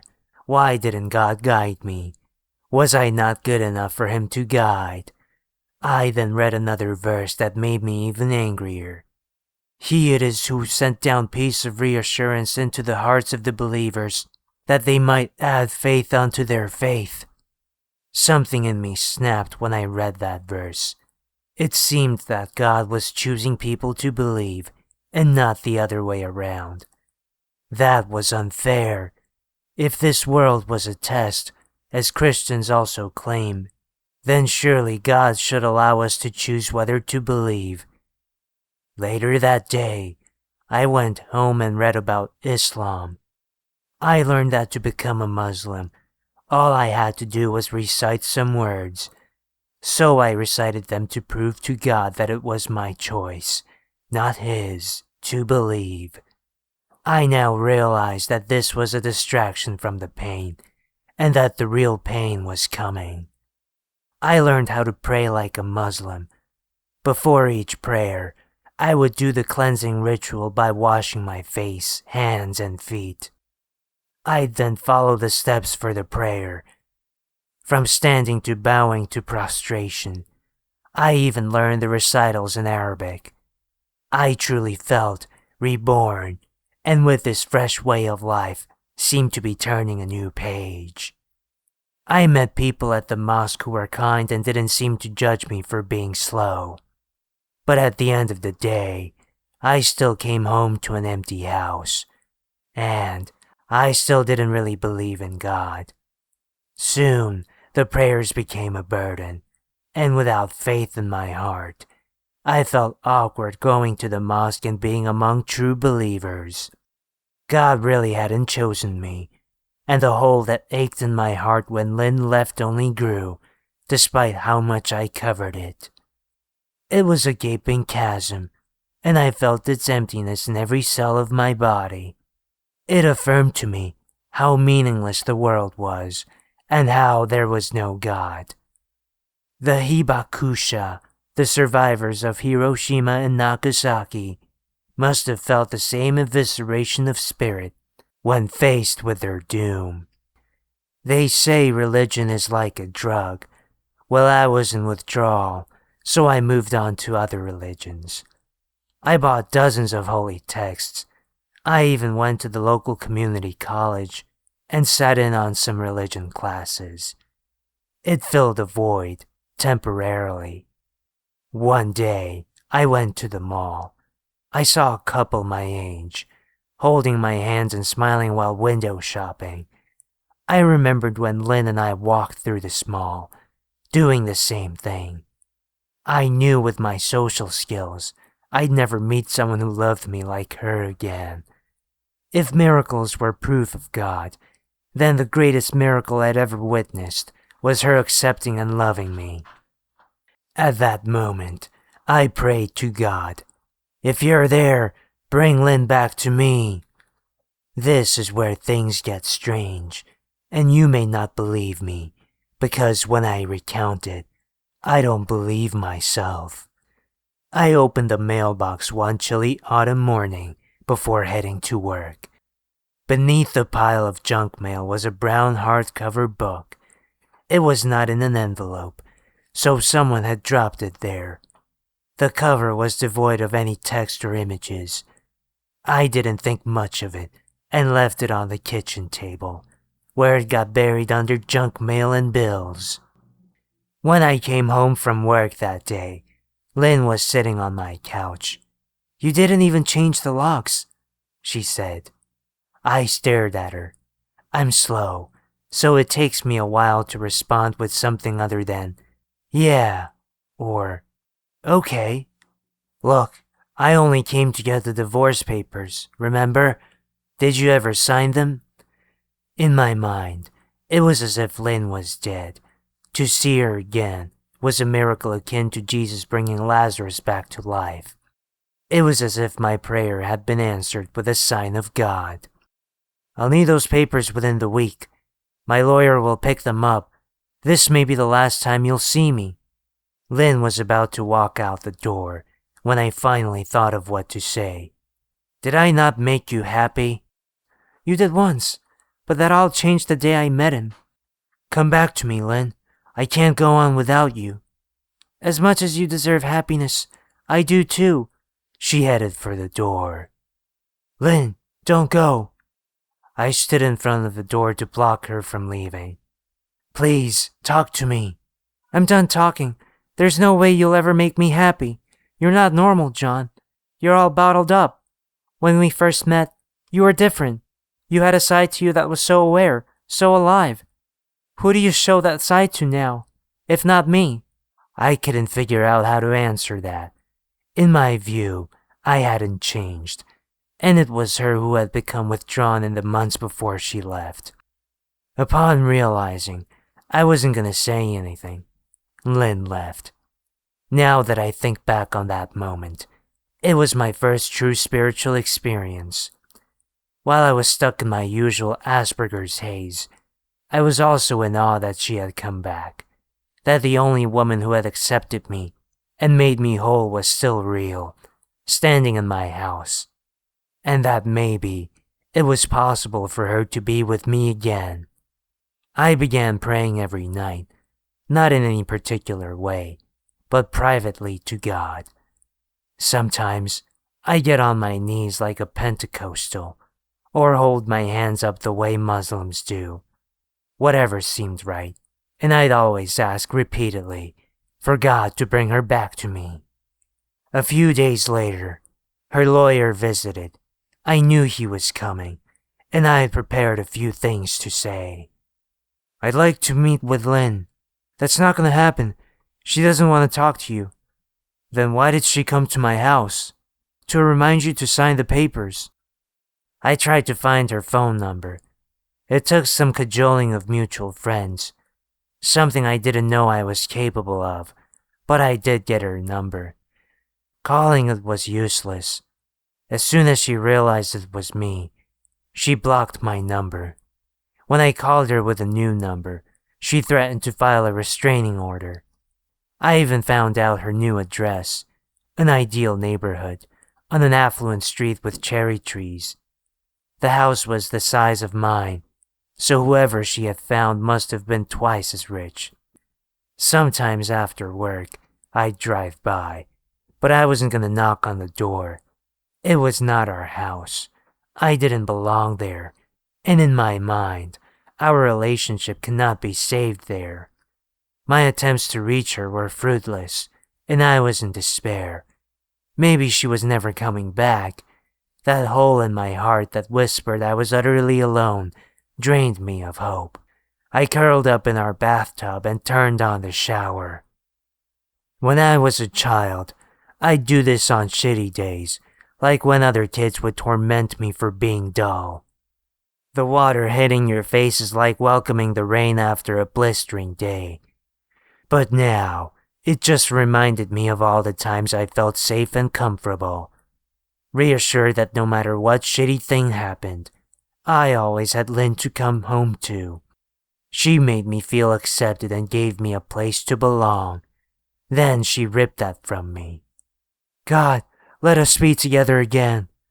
I repeated it again and again until my skin became clammy with wetness and cold. Days passed quickly. Her lawyer would come by, and I'd insist that I wouldn't sign the divorce papers without seeing my wife.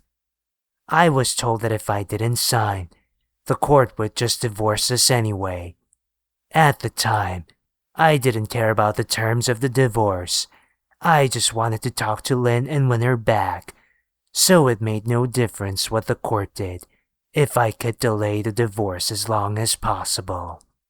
It was at this time that, in my downward spiral, I began to pray to different gods.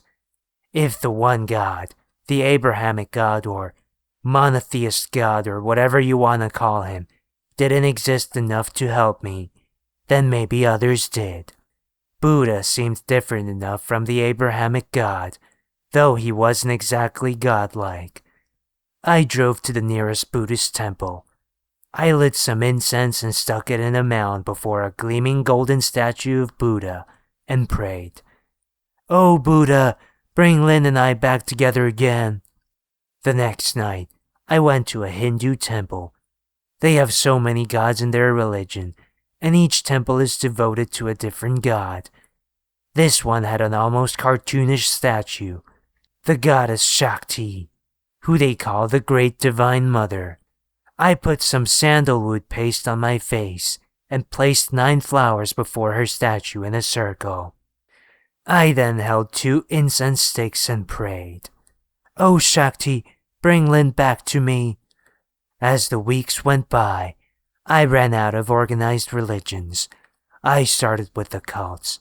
But in America, most cults are Christian-based, so I'd end up praying to Abraham's God again.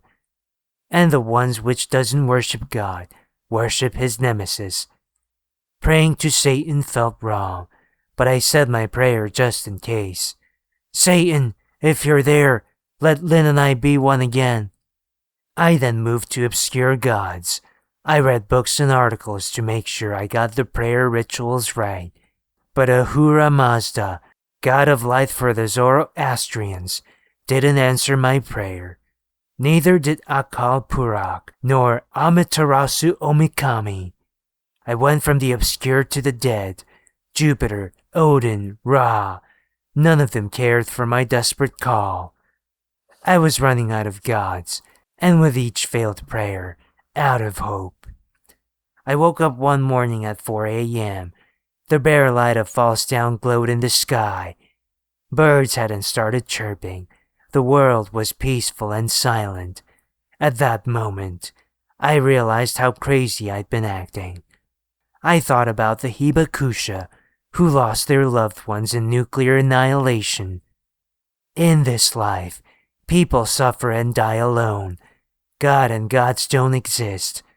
These are facts, and you either face them or escape into fantasy. I decided to read the divorce papers and hire a lawyer. While looking for the papers under a pile on the kitchen table, I found the brown book I'd received in the mail many days ago. It had a heft to it, but the leathery cover felt premium and inviting. I opened it and read the title, Prayer Book. I flipped through the pages, all empty, without word or image, except for one page at the end. This page was also without word or image, but it wasn't empty. Taped to it was an SD card, the kind used in cameras. I brought my laptop down from the bedroom and slotted it in. The SD card had one file.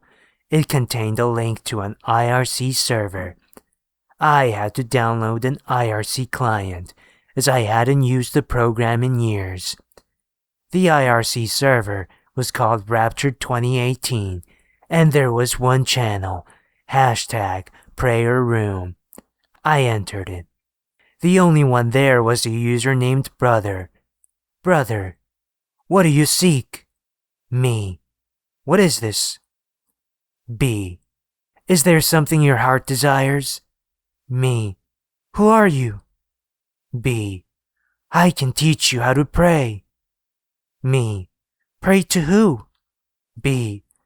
To X. Now, Before I continue, I must mention that X is not his actual name. I've changed it for your safety because I don't want you discovering this god or repeating what I was about to do. Me. X? B. The only real enough to give you what you want. Me. What do I have to do? B. I will guide you, but before you proceed, know that there is a price. Me. Price? X will take you. Me. Take me where? B. To be one with him forever. To the rapture. Rapture. Another crazy teaching I remember from Pentecostal sermons. I don't mean to offend anyone who believes in it, but the thought that God would whisk us into the sky seemed more to terrify than reassure. Me. What if I don't want to go? B.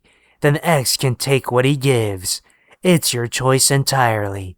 Me. Okay, teach me how to pray to X. Brother detailed the steps. Since you don't know X's name, they won't work for you. Still, I advise you not to try. Begin a fast at sunrise from eating, drinking, and talking. During this period, do not let your mind dwell on anything, so that you are clear-headed. After sunset, travel to a secluded area, such as a desert, forest, or mountain, where you can clearly see the night sky. You must arrive before midnight. Lie down on your back and face the sky.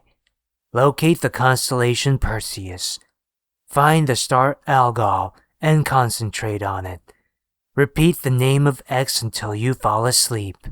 X will visit you in your dream. He will appear as someone you know and trust. Tell him exactly what you want. Within 6 days, you will see the result of your prayer. I waited for Saturday. The fasting part wasn't hard, because I didn't have an appetite. My father used to take my big brother and me to this forest camping spot, one of the few happy memories I have of my childhood. I drove there a few hours before midnight.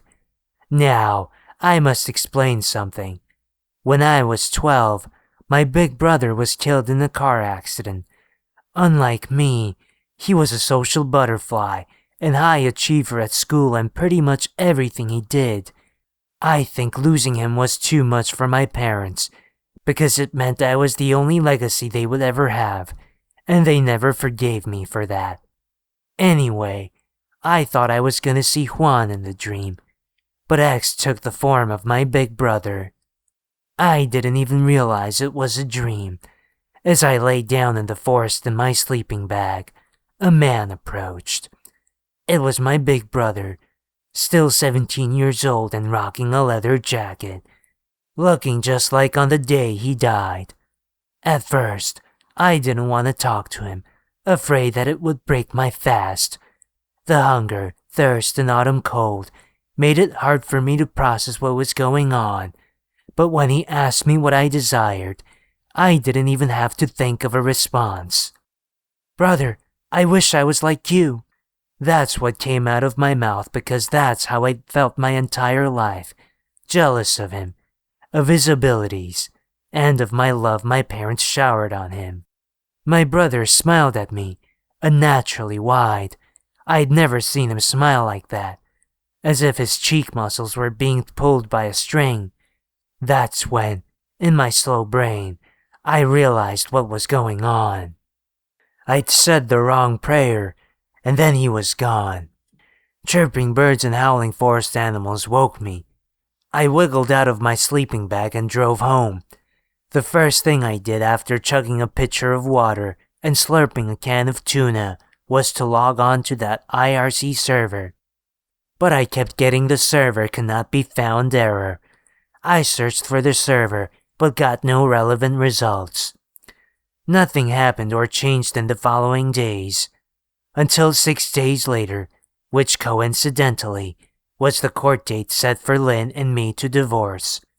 Dressed in my best suit, I arrived at the courtroom. Something had changed. I felt a power deep in my being that had always been there as a shadow, but never fully realized. I felt confident. On top of that, I had a clarity of mind that made the words in my brain roll off my tongue, but I did not have Lynn. That day, Lynn never showed, and since she was the initiating party, the judge couldn't proceed with the divorce. Our marriage stood. Her lawyer was just as puzzled as me, but suggested that it was cold feet. I drove to her house. The trees in her yard were laden with cherries. As usual, curtains covered the windows. Did she ever get any sunlight? It took 5 minutes of waiting by the door before I mustered the courage to knock. Would her lover answer, this witty, rich, and handsome man who'd stolen her from me, the person Lynn deserved, who would make her happy the rest of her life? I knocked. Despite the newfound confidence, my nerves had me shivering during the wait. It was Lynn who answered the door. How beautiful she was. In my mind, as youthful and exuberant as the day we met. She smiled. I missed you so much, my dear John.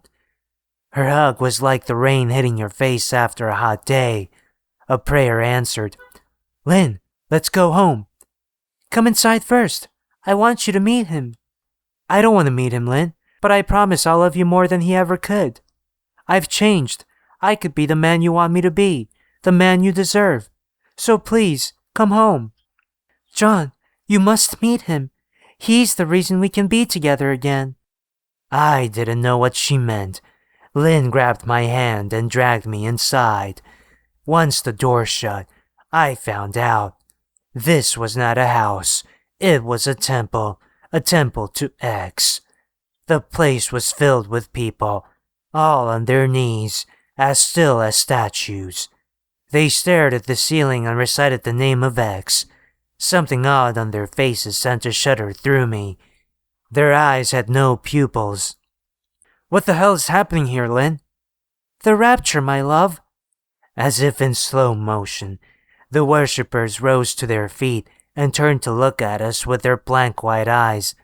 Lynn, we have to go. I grabbed her and tried to open the door, but it was stuck. We made a promise, didn't we, John? That when the time came, we would go with X? No, I don't want to.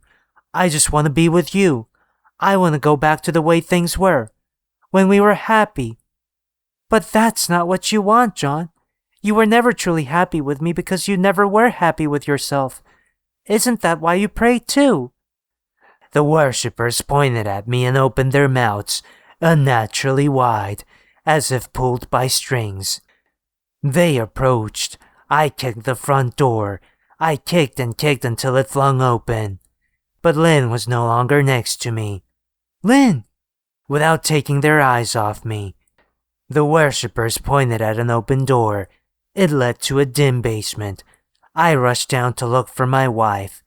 As I entered, the door slammed shut, leaving me in darkness. The stench of rotting flesh and blood filled my nose. I turned on my cell phone flashlight. Bodies all over the floor, worms crawling through eye sockets, rats digging through intestines. I tried to hold back the vomit, but it spewed out of me and onto the wall. Lynn! He's here, John. I walked toward her voice, careful not to step on the bodies. At the end of the room, there was a raised surface with a stone slab in the middle. Upon that slab was another body. This was a sacrificial altar. Turn off the light, John. He doesn't like that. The body shook. Someone bit it. Flesh was chomped on and blood gushed. Whatever was eating the body slowly stood, until it was so tall its head hit the ceiling. Its eyes were too big for its head. It had no nose, only a wide mouth with fangs. Flesh and blood dripped off its mouth as it smiled at me. Lynn, if you still love me, let's go now. I couldn't see Lynn. I had to run. I burst through the basement door and ran outside. Once in the car, I mashed the accelerator.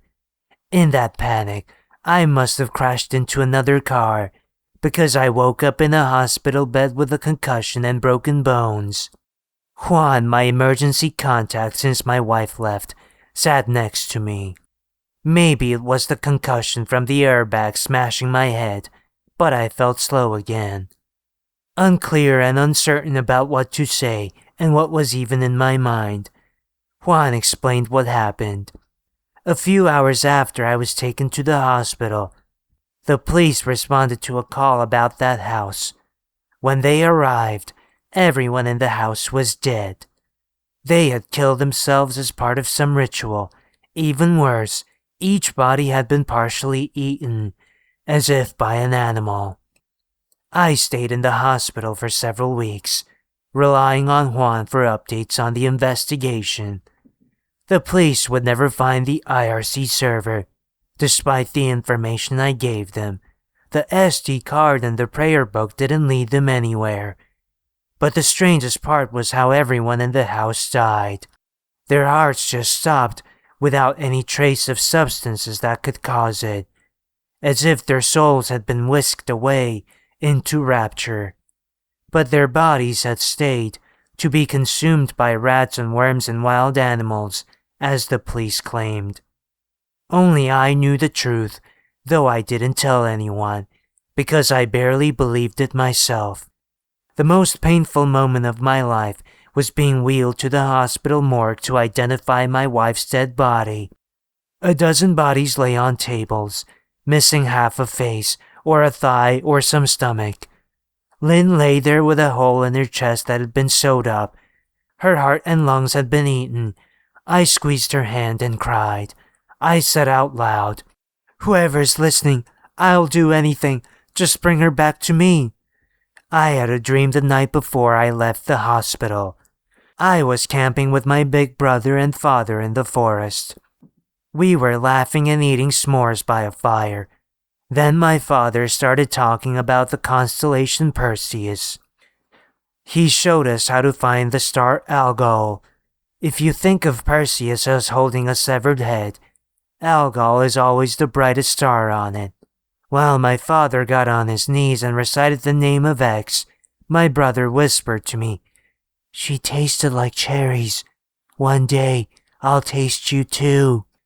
His eyes had no pupils, and his face twitched into an unnatural smile. I don't know why Lynn prayed to X or what she prayed for, but her desperation must have led her to him. Maybe she was unhappy.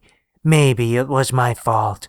Maybe at some point, I stopped being true with her and pushed her away as she turned to X for an answer. Anyway, I live alone now, and I'm still slow and uncertain of the future. But like the Hibakusha, I survived, and whether that's worse than death, only life will tell. In the end, I think my faithlessness saved me. I don't believe in God, but maybe there are beings that hear our desperate prayers, and maybe it's better if they don't answer us at all.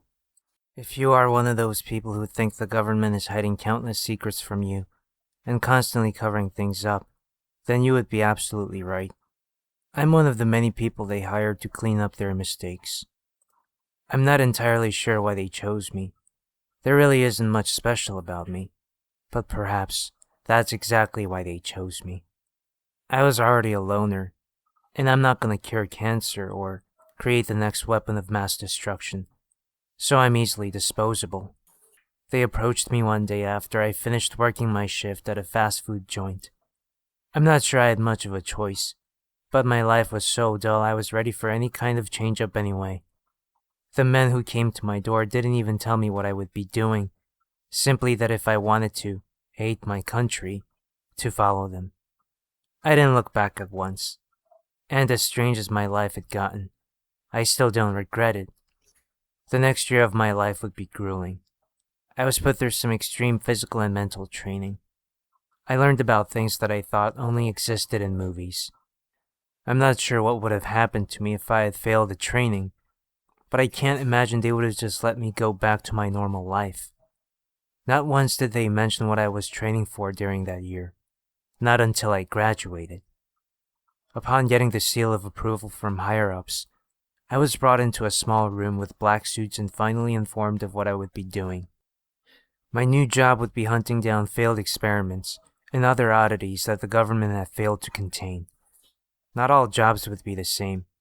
Some would be relatively easy, while others next to impossible. Most missions would come with the option of bringing the target back dead or alive, but of course, it would be preferable to always bring them back alive for further experimentation. My first assignment would be on the easy side. Codename: the Ice Cream Man. The Ice Cream Man, like most failed experiments, was at one point a human.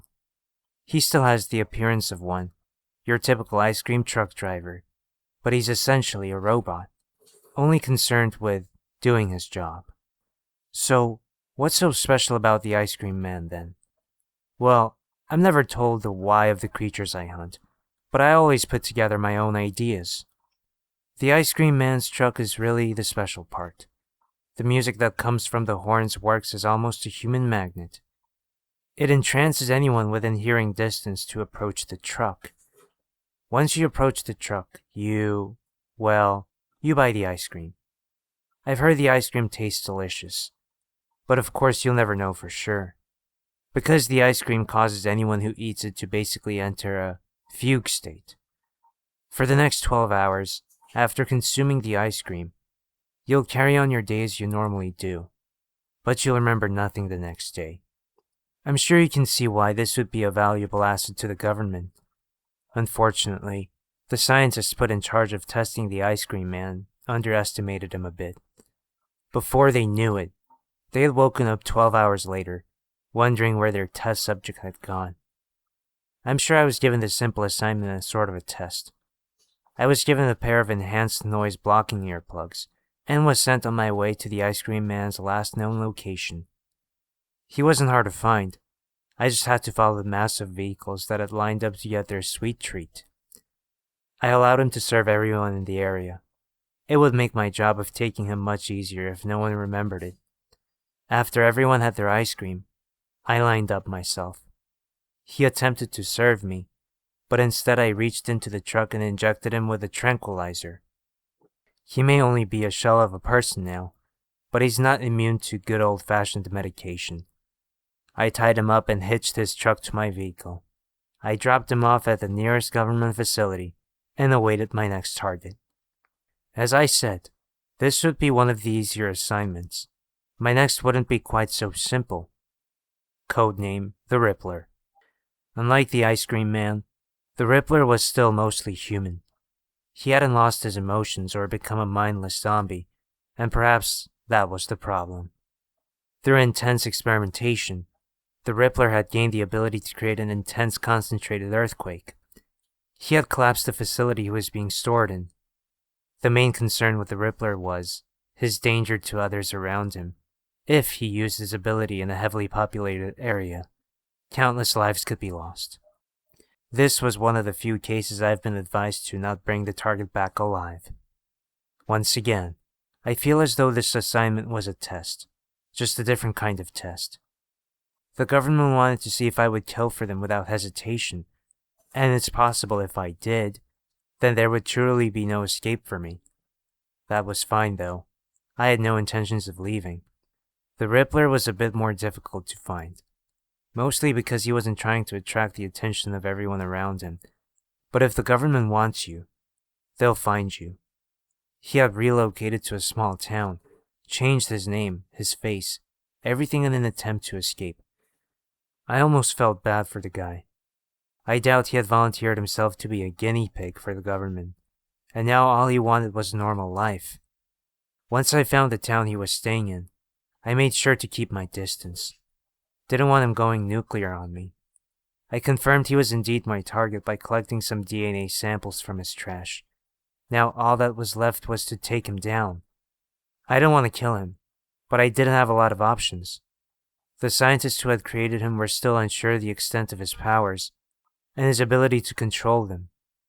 Had I brought him back alive, there's no telling if the government even has a facility capable of holding him. I did what I thought was best. After he returned home one night, I put a bullet between the Rippler's eyes. It wasn't a good feeling, but I continued to convince myself it was necessary. I dropped his body off, and was thanked for my services. It wouldn't get easier from here either. My next target, codename, Ghoul. This one was truly a monster. I'm not sure what the government was trying to create in Ghoul, but I don't think they got what they wanted. Ghoul has enhanced strength and speed, but with one slight problem. He eats humans. Who knows? Maybe that's exactly what the government wanted. As you can imagine, Ghoul found a way to escape. After a while, you would think these government scientists would get better at containing their experiments, but that doesn't seem to be the case.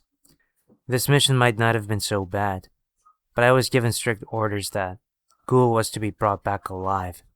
All my lethal weapons were stripped and replaced with tranquilizers strong enough to bring down a rhino. I put in a request to have a partner for this assignment, but of course I was swiftly denied. Ghoul had taken up residence in a forest. This might not have been so bad if not for the fact this forest had an extremely popular hiking trail. There had always been frequent disappearances in the forest, a lot of them chalked up to suicides, but since Ghoul had escaped, that number had amplified significantly. The government did me a solid and got the trail shut down for the weekend, so it would just be me and Ghoul. I wouldn't have to worry about anyone else getting in the way.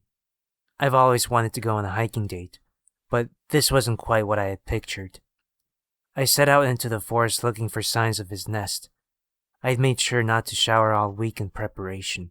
If he came to me, it makes my job of dragging him back to my vehicle a lot easier, and I'm sure he would get hungry eventually. After about an hour of following markings and footprints that I assumed had to belong to Ghoul, I began to come across bones. Human bones.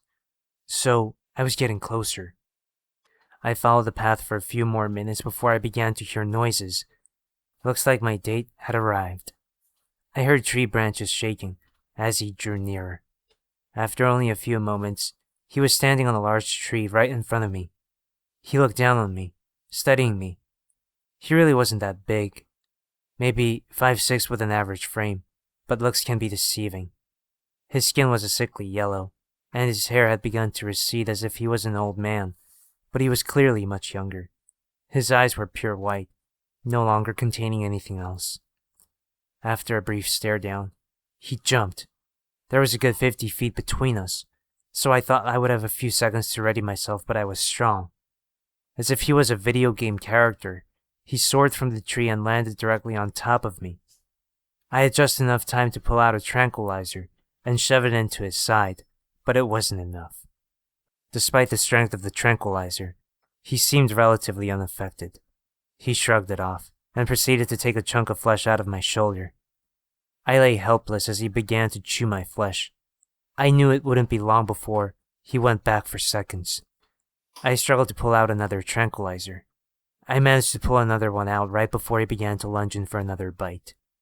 I jammed the second tranquilizer directly into his neck. I felt his teeth begin to lock onto my own neck, but before he bit down, he passed out. I let out the biggest sigh of relief of my life and pushed him off of me.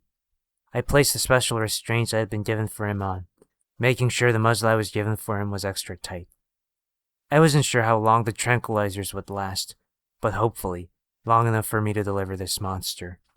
Despite missing a chunk of my shoulder, I had escaped alive. This was just one monster that science had created. I could only imagine what my future would have in store for me. After delivering Ghoul, I informed the higher-ups I would need at least a month off, and knowing what they had put me through, they obliged. If anything, they were impressed I had come back in mostly one piece. Those were a few of my targets. I have many more tales to tell, but that'll have to wait. I just received my next assignment, and I must begin preparations. If I survive, I'll be sure to post more. So, see you soon, hopefully.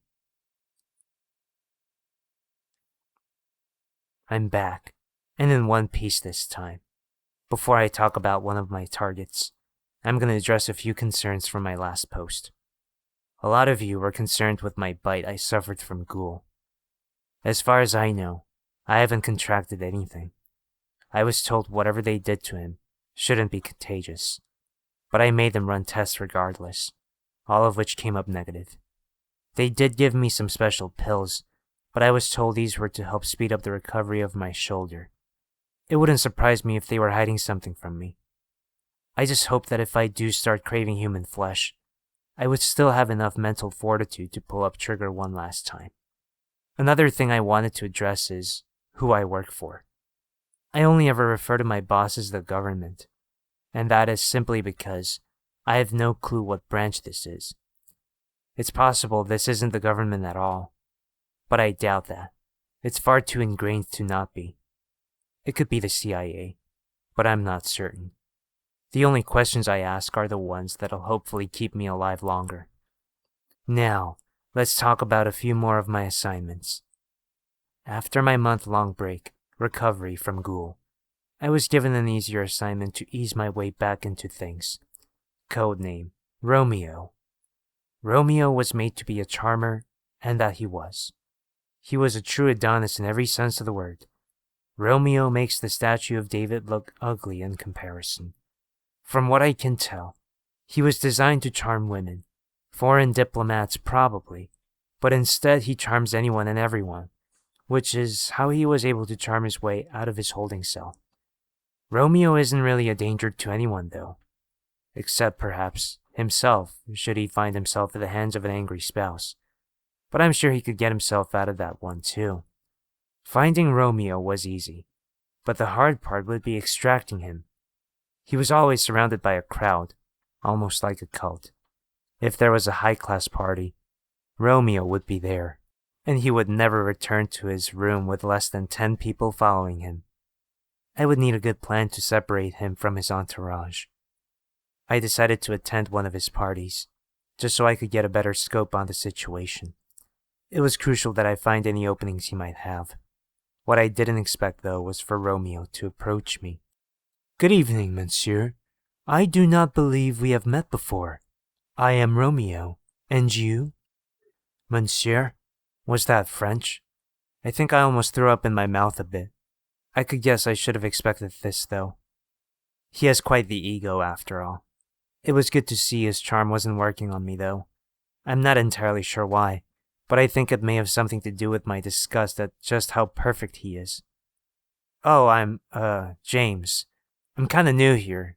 Nice to meet you, Romeo. I managed to respond. James, what a fabulous name, but alone at a party. Unacceptable. Come with me. My friends and I are about to return to my estate. I will show you the finer parts of this city. Is that a sexual reference? Regardless, this was going much better than expected. I was making direct contact with my target. If I went to his home, perhaps I could just wait until everyone else fell asleep and sneak away with Romeo before anyone knew better. I don't know. We just met. I wouldn't want to impose on you like that, I said, trying to play hard to get. No, I insist. You must. Samantha, go with my friend James here and guide him to my home. I'll be there shortly. There's someone I must see first. Romeo replied while motioning to one of the women from his group. Samantha did indeed guide me to Romeo's home. I already knew where he lived, of course, but I had to play dumb. Romeo's estate was a true mansion, with aesthetics that would make you think that someone had designed the home in the game The Sims. I was escorted inside. The rest of Romeo's entourage would arrive shortly after. I was offered some scotch that had apparently been aged over 100 years. I'm not much of a drinker, but I accepted it nonetheless. Romeo arrived almost an hour later, fashionably late to his own party. Once he arrived, he immediately approached me. James, follow me. There is something I must show you, he said to me. I didn't hesitate to follow him. This was my chance to be alone with him. I could tranquilize him and be on my way before anyone knew any better. He led me to a room on the other side of the home. The room was something else, something I didn't expect. The walls were covered with pictures, men and women. Each one was of a different person. I think I even noticed a few of them from his group. What is this? I said without even thinking. These are all the people I've conquered, and you are next. Please, remove your clothing." Romeo said this as he turned his back on me and began to remove his own clothing. I almost felt compelled to remove my own clothing. His words held such power, but I was able to hold out. Instead, I approached him and sunk the trank into his neck. I made sure duct tape his mouth. I had heard enough of his words for one night. Romeo was much bigger than me, so it was quite an effort dragging him out of his window and back to my vehicle. But I managed to do it before anyone got suspicious. I assume his friends simply thought he was taking his time in conquering me. I dropped off Romeo, and I made sure to shower extra well that night. My experience with Romeo almost made me miss my date with Ghoul. Almost. My next assignment would be another fun one. Codename Kong. What happens when you splice human DNA with gorilla DNA? Well, apparently, you get Kong. Personally, I would have preferred the name Caesar in reference to Planet of the Apes, but I suppose he's not a gorilla, and I don't get to pick the names anyway. Kong is essentially a smaller version of Bigfoot, and before you ask if Bigfoot exists, I have to say, I don't know. I haven't been tasked with hunting him yet. Kong would be a kill task. There's no guarantee that tranks would work, and if they did, for how long? Not to mention he had killed 2 scientists during his escape, so they weren't too worried about him coming back alive. They just wanted to dissect what was left of him. I was given specific parameters as to avoid the head if at all possible. They mostly wanted to examine the brain, and that wouldn't be possible if I splattered it all on the ground. Another problem I faced was my experience with long-ranged weapons. It had been a part of my training, of course, and I'd gotten through the basics, but that was about it. I had been told most of my missions would be up close and personal anyway, so it wasn't that important. Well, it was starting to seem important now. Similar to Ghoul, Kong had taken up residence in a forested area. But since his diet didn't consist of human meat, he had chosen a much more secluded area. I don't think Kong really wanted to hurt anyone. He could have lived his life out in these woods never bothering anyone, but that's not what the government wanted. My superiors informed me that they had already done overhead sweeps of the area, and were able to tell me exactly where the cave he was staying in was located. Of course, they had done the easy part, and I would get to do all the dirty work on the ground. I made my way to a vantage point overlooking the cave and set up the sniper rifle they had supplied me with. Now, all I had to do was wait. After a few hours, Kong finally made his appearance. He walked out of the cave and began to stretch his limbs, the way most of us do after we wake up. I steadied the rifle and aimed the crosshairs over where I would assume his heart was, and I pulled the trigger. I missed. I hadn't taken into account the wind had picked up since I had started waiting, and the bullet had strayed to the right of Kong, hitting the rock of the cave. Kong didn't move though. Instead, he simply turned his gaze to me, with eyes that were all too human. He didn't try to escape.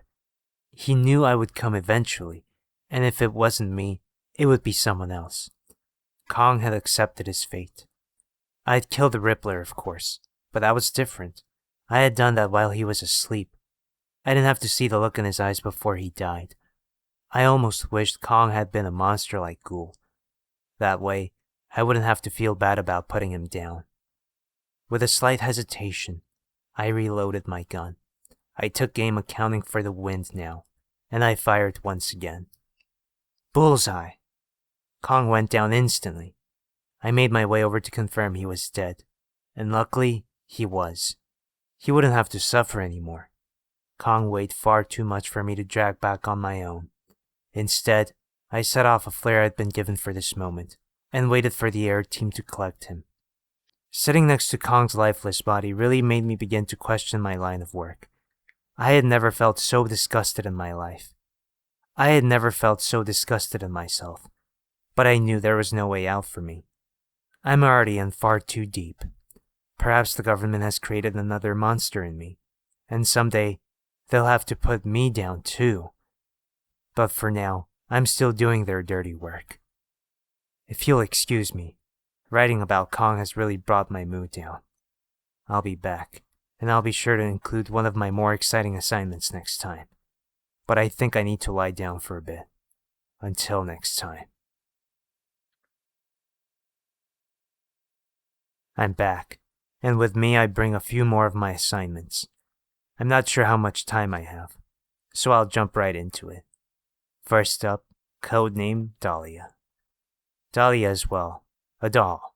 A ventriloquist doll, to be exact. Despite her simple looks, she's quite dangerous. Probably not in the way that most of you would expect, though. She can't move on her own. Well, she can speak, but that's it. So she won't be running around your home in the middle of the night stabbing people. No, instead, Dahlia has an incredibly strong power of influence.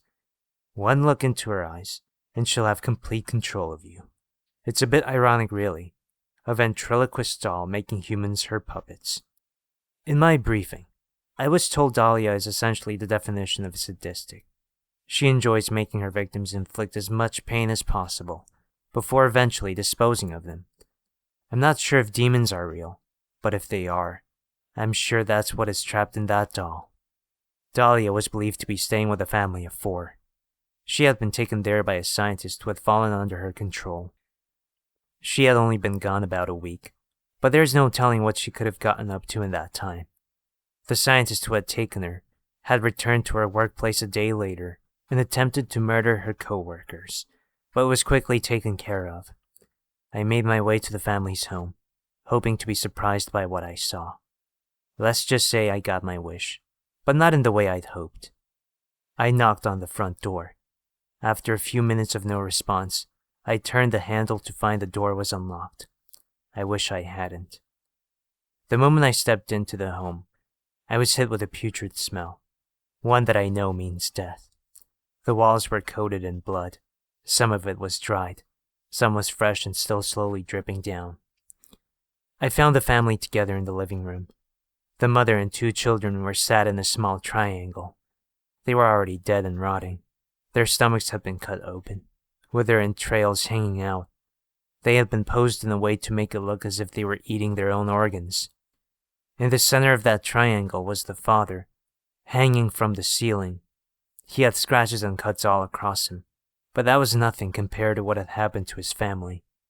Just before I was about to spill my lunch all over the floor, I heard a voice from the opposite corner of the room. "You're just in time. What do you think of my art? It's a little sloppy, but I'm sure it'll get better in time," the voice said. "Dahlia?" I questioned. "Ah, have you come to get me already? I was having such a fun time too. Well, I'm done here anyway. I guess you can take me back for now. I'll be out again soon." I made my way over to the voice, making sure to keep my head down. I had no intention of ending up like that family. When I got close, I closed my eyes. I managed to pick her up and flip her over, and made my way back out to my vehicle. "Let me sit up front. I like to have conversations during my car rides. Plus, you can't get much action from women in this line of work, so it'll be fun for both of us," Dahlia said mockingly. As much as I wanted to chunk her in the back and throw a blanket or something over her, I also didn't want her to be out of my line of sight. So I granted her wish. I carefully sat her up front, turning her head towards the window. I'd be lying if I said part of me wasn't curious about her. I wanted to know more about what makes a monster a monster. "You should just take me home with you. Tell your boss I wasn't there. I'm sure we could have lots of fun together," Dahlia said. "Yes, I'm sure you would make great kindling for a fire," I responded. "Heh, you're funny. I like you. I was thinking I'd have someone kill you eventually, but maybe I'll keep you." "Oh, you don't just kill everyone?" I asked. "Of course not. I like to let the really bad ones live. It's more fun that way," Dahlia said. "What do you mean by that? Are you saying I'm a bad person?" That had me a bit angry. I'd almost turned to look at Dahlia, but I thought the better of it. Was she just trying to provoke me? "You aren't quite on my level yet, but I see potential in you. You didn't even scream when you saw my work. Maybe you even enjoyed seeing it. You may think we're different, but we really aren't, Dahlia retorted. She was partly right. I hadn't reacted when I saw the bodies. I had felt a little sick, but if I had seen that a few months ago, I would have probably passed out. Whether I like it or not, I'm definitely changing, and I don't think it is for the good.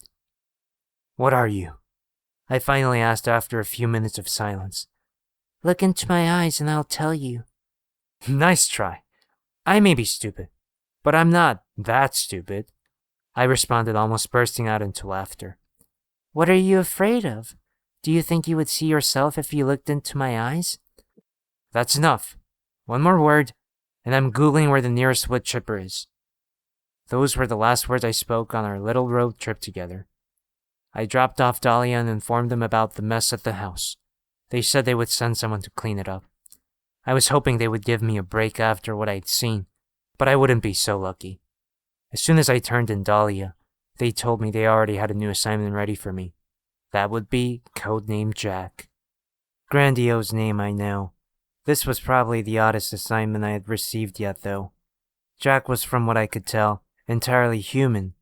I had no clue why I'd been tasked with finding a human. Perhaps he was a runaway scientist or someone who knew too much. But he certainly wasn't what I had gotten used to hunting. I was told Jack was incredibly dangerous, though, and that I shouldn't take any risks in trying to capture him alive. In other words, they wanted him dead. This only made me more curious as to what secrets that Jack must have held.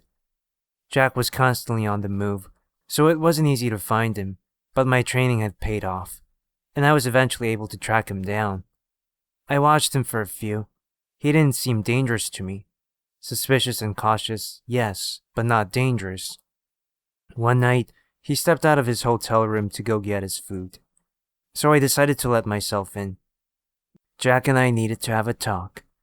Jack didn't seem too surprised when he returned to his room to find me sitting on the couch. He simply held out his arms. So, they did send someone for me after all.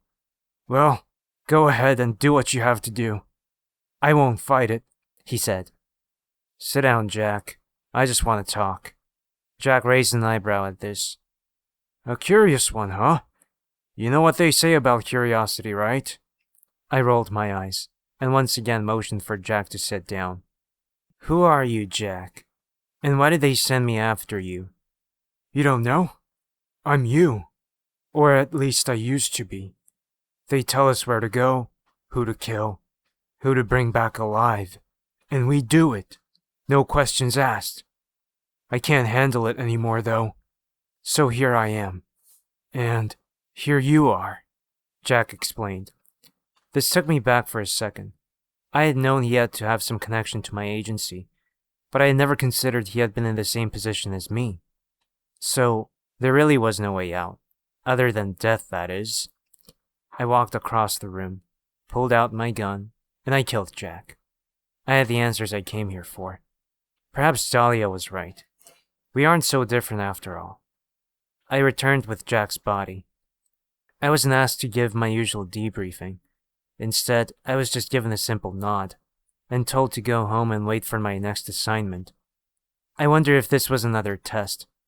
If it had been, I'm sure I passed with flying colors. I understand if you all think less of me for the choices I've made. But if it wasn't me, it would be someone else. This was the life I had chosen. Or perhaps, the life that was chosen for me. Regardless, I can't back down now. I'm simply one discardable person in the whole scheme of things. Don't mistake my actions for blind loyalty, though. I know the people I work for aren't good people. I simply know my place in this world, and the minute I stop being useful, I'll end up like Jack. How does the saying go? Better the devil you know than the devil you don't? I'm a cog in a giant machine, and once my cog stops working, I will be discarded and replaced by another, despite the fact that I risk death every day that I wake up. I've never felt more alive. I no longer have nightmares of those I've killed. I've stopped caring about things like that. If I become too soft, then I will end up like Jack, and I have no intentions of letting that happen. After I disposed of Jack, I was given a week off. It had been a while since I had any time to myself. It was a bit strange. I never had many friends to begin with, and my work had distanced me from the new family members I'd kept in touch with.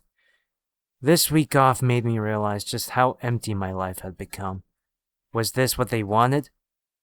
Regardless, I was at work the minute my week was up, ready for my next assignment, and I got one. Codename Mimic. As her name implies, Mimic is a master of disguise. She has the ability to morph her face into a perfect replica of anyone she chooses, but she isn't able to change her body. I imagine she's still a work in progress. Can you imagine what the government could do if they could create perfect body doubles of anyone they wanted? Mimic had escaped with a few other experiments, but she was the top priority. It was believed that they had all split up, but I was still warned to be on the lookout in case any of them teamed up. Due to her ability, Mimic would be incredibly difficult to locate. Because of this, several hunters like me were given her as an assignment. If our information was correct, then she had not made it out of the city we live in yet. But if she had, we may never find her. The only way we would be able to find her is by a distinct scar on her left shoulder. The government had set up roadblocks at all of the city exits, while us hunters searched within. 3 other hunters and myself were each given a quadrant to search. Mimic had no family, so she would either have to break into somewhere or find an abandoned location to stay. I spent several hours walking the streets of my quadrant, asking strangers if they had seen a suspicious-looking woman, as well as checking out old decrepit homes that hadn't been lived in years. I found nothing, though. That was until I was approached by a slender, young-looking man, probably early 20s. "Are you looking for someone?" the man asked. "Yeah, it's hard to explain. I'm looking for a girl, but I'm not entirely sure what she looks like," I replied. "Aren't we all?" the man chuckled before continuing. "But I may be able to help you. I saw a girl run into an old building around the corner. She was acting pretty weird, constantly looking over her shoulder. Maybe she's who you're looking for." "Thank you. I have to go check right now," I said as I pushed past the man, not giving his words a second thought. I quickly made my way to the building and let myself in. To my amazement, Mimic was actually there, but it wasn't quite what I had expected. Mimic was tied to a chair. I knew it was her, because her scar was in clear view. No other hunters had contacted me to tell me they had moved into my area, or that they had found Mimic. So, why was she tied up? That's when I remembered who told me that I would find her here. The stranger. Before I could even turn around, I heard his voice. "It's a gift. She's quite important to them, isn't she?" It was the strange young man I had just met.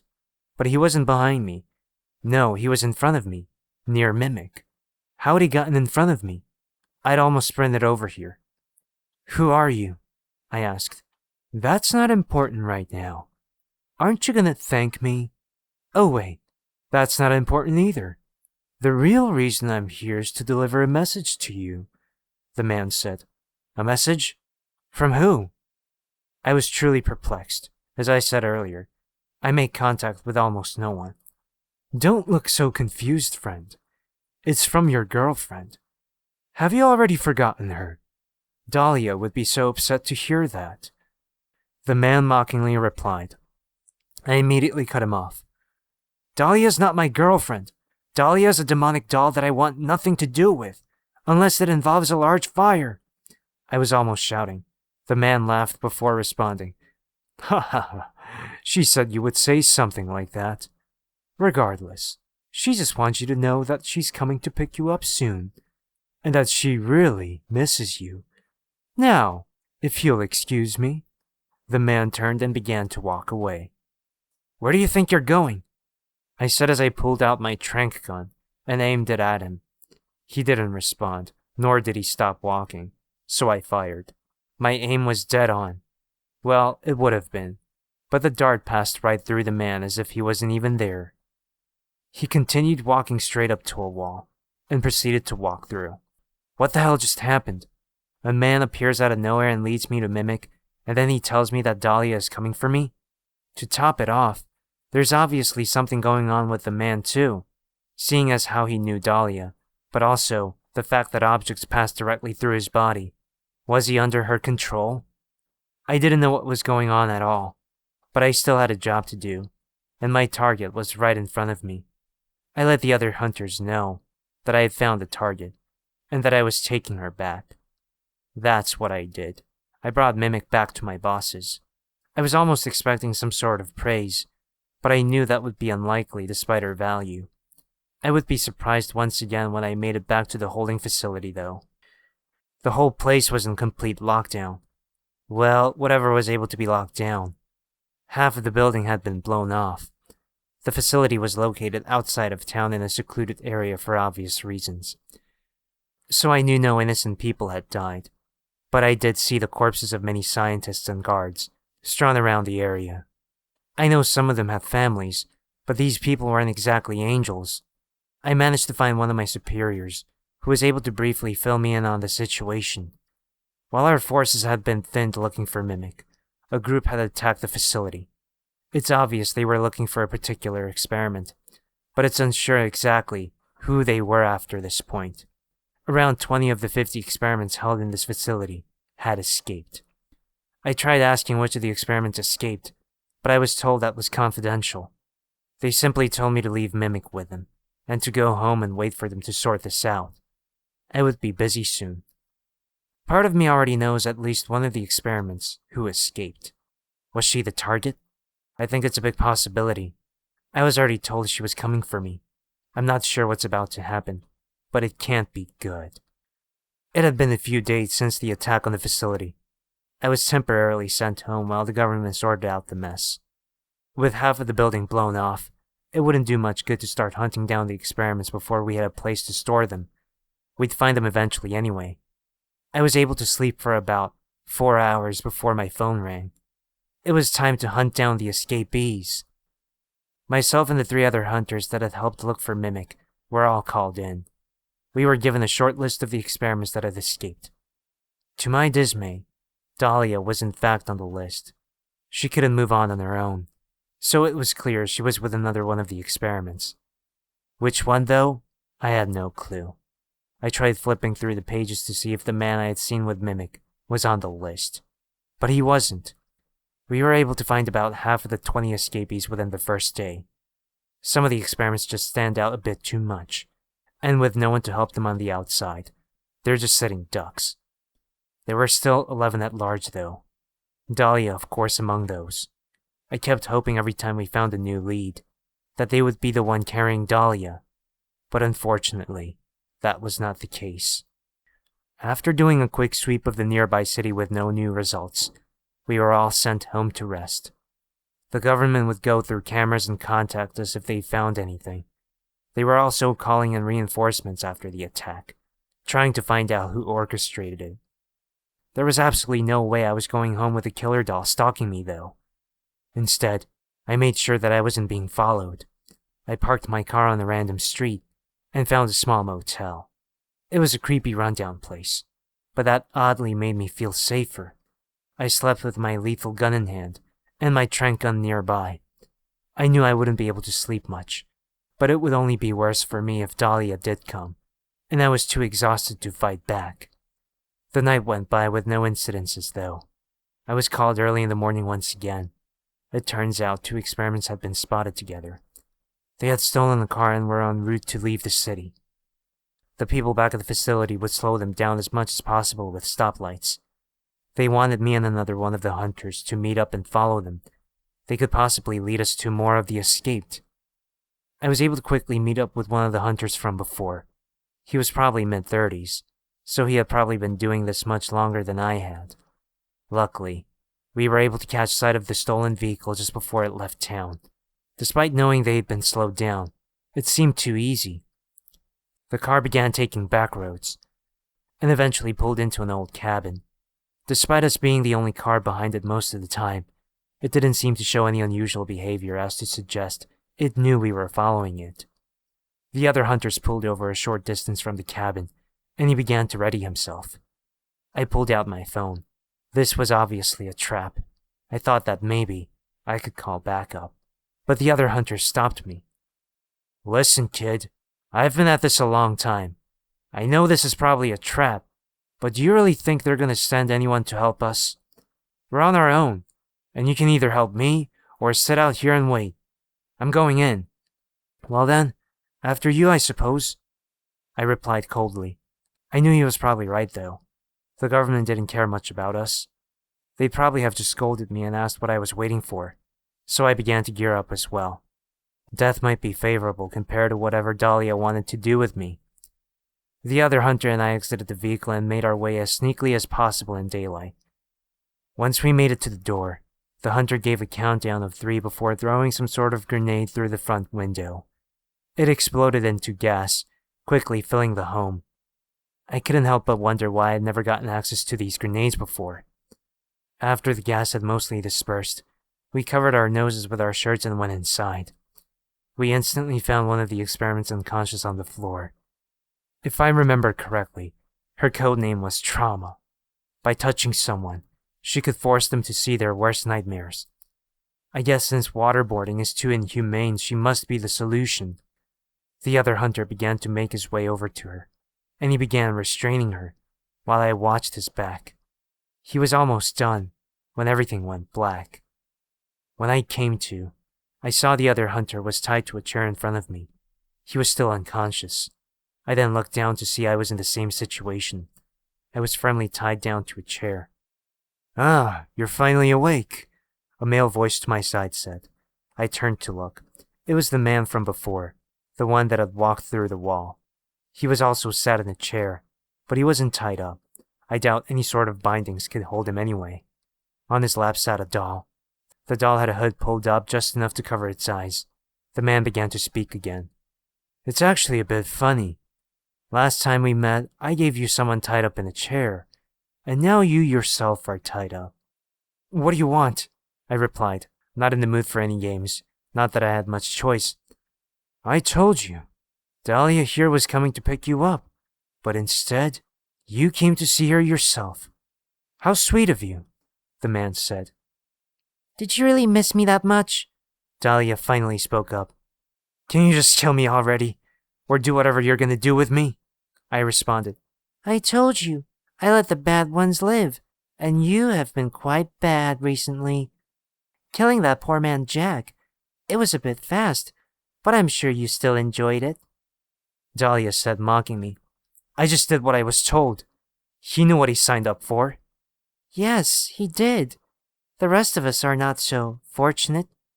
All of our lives were turned into games by the government. The only difference between us is that you had a choice.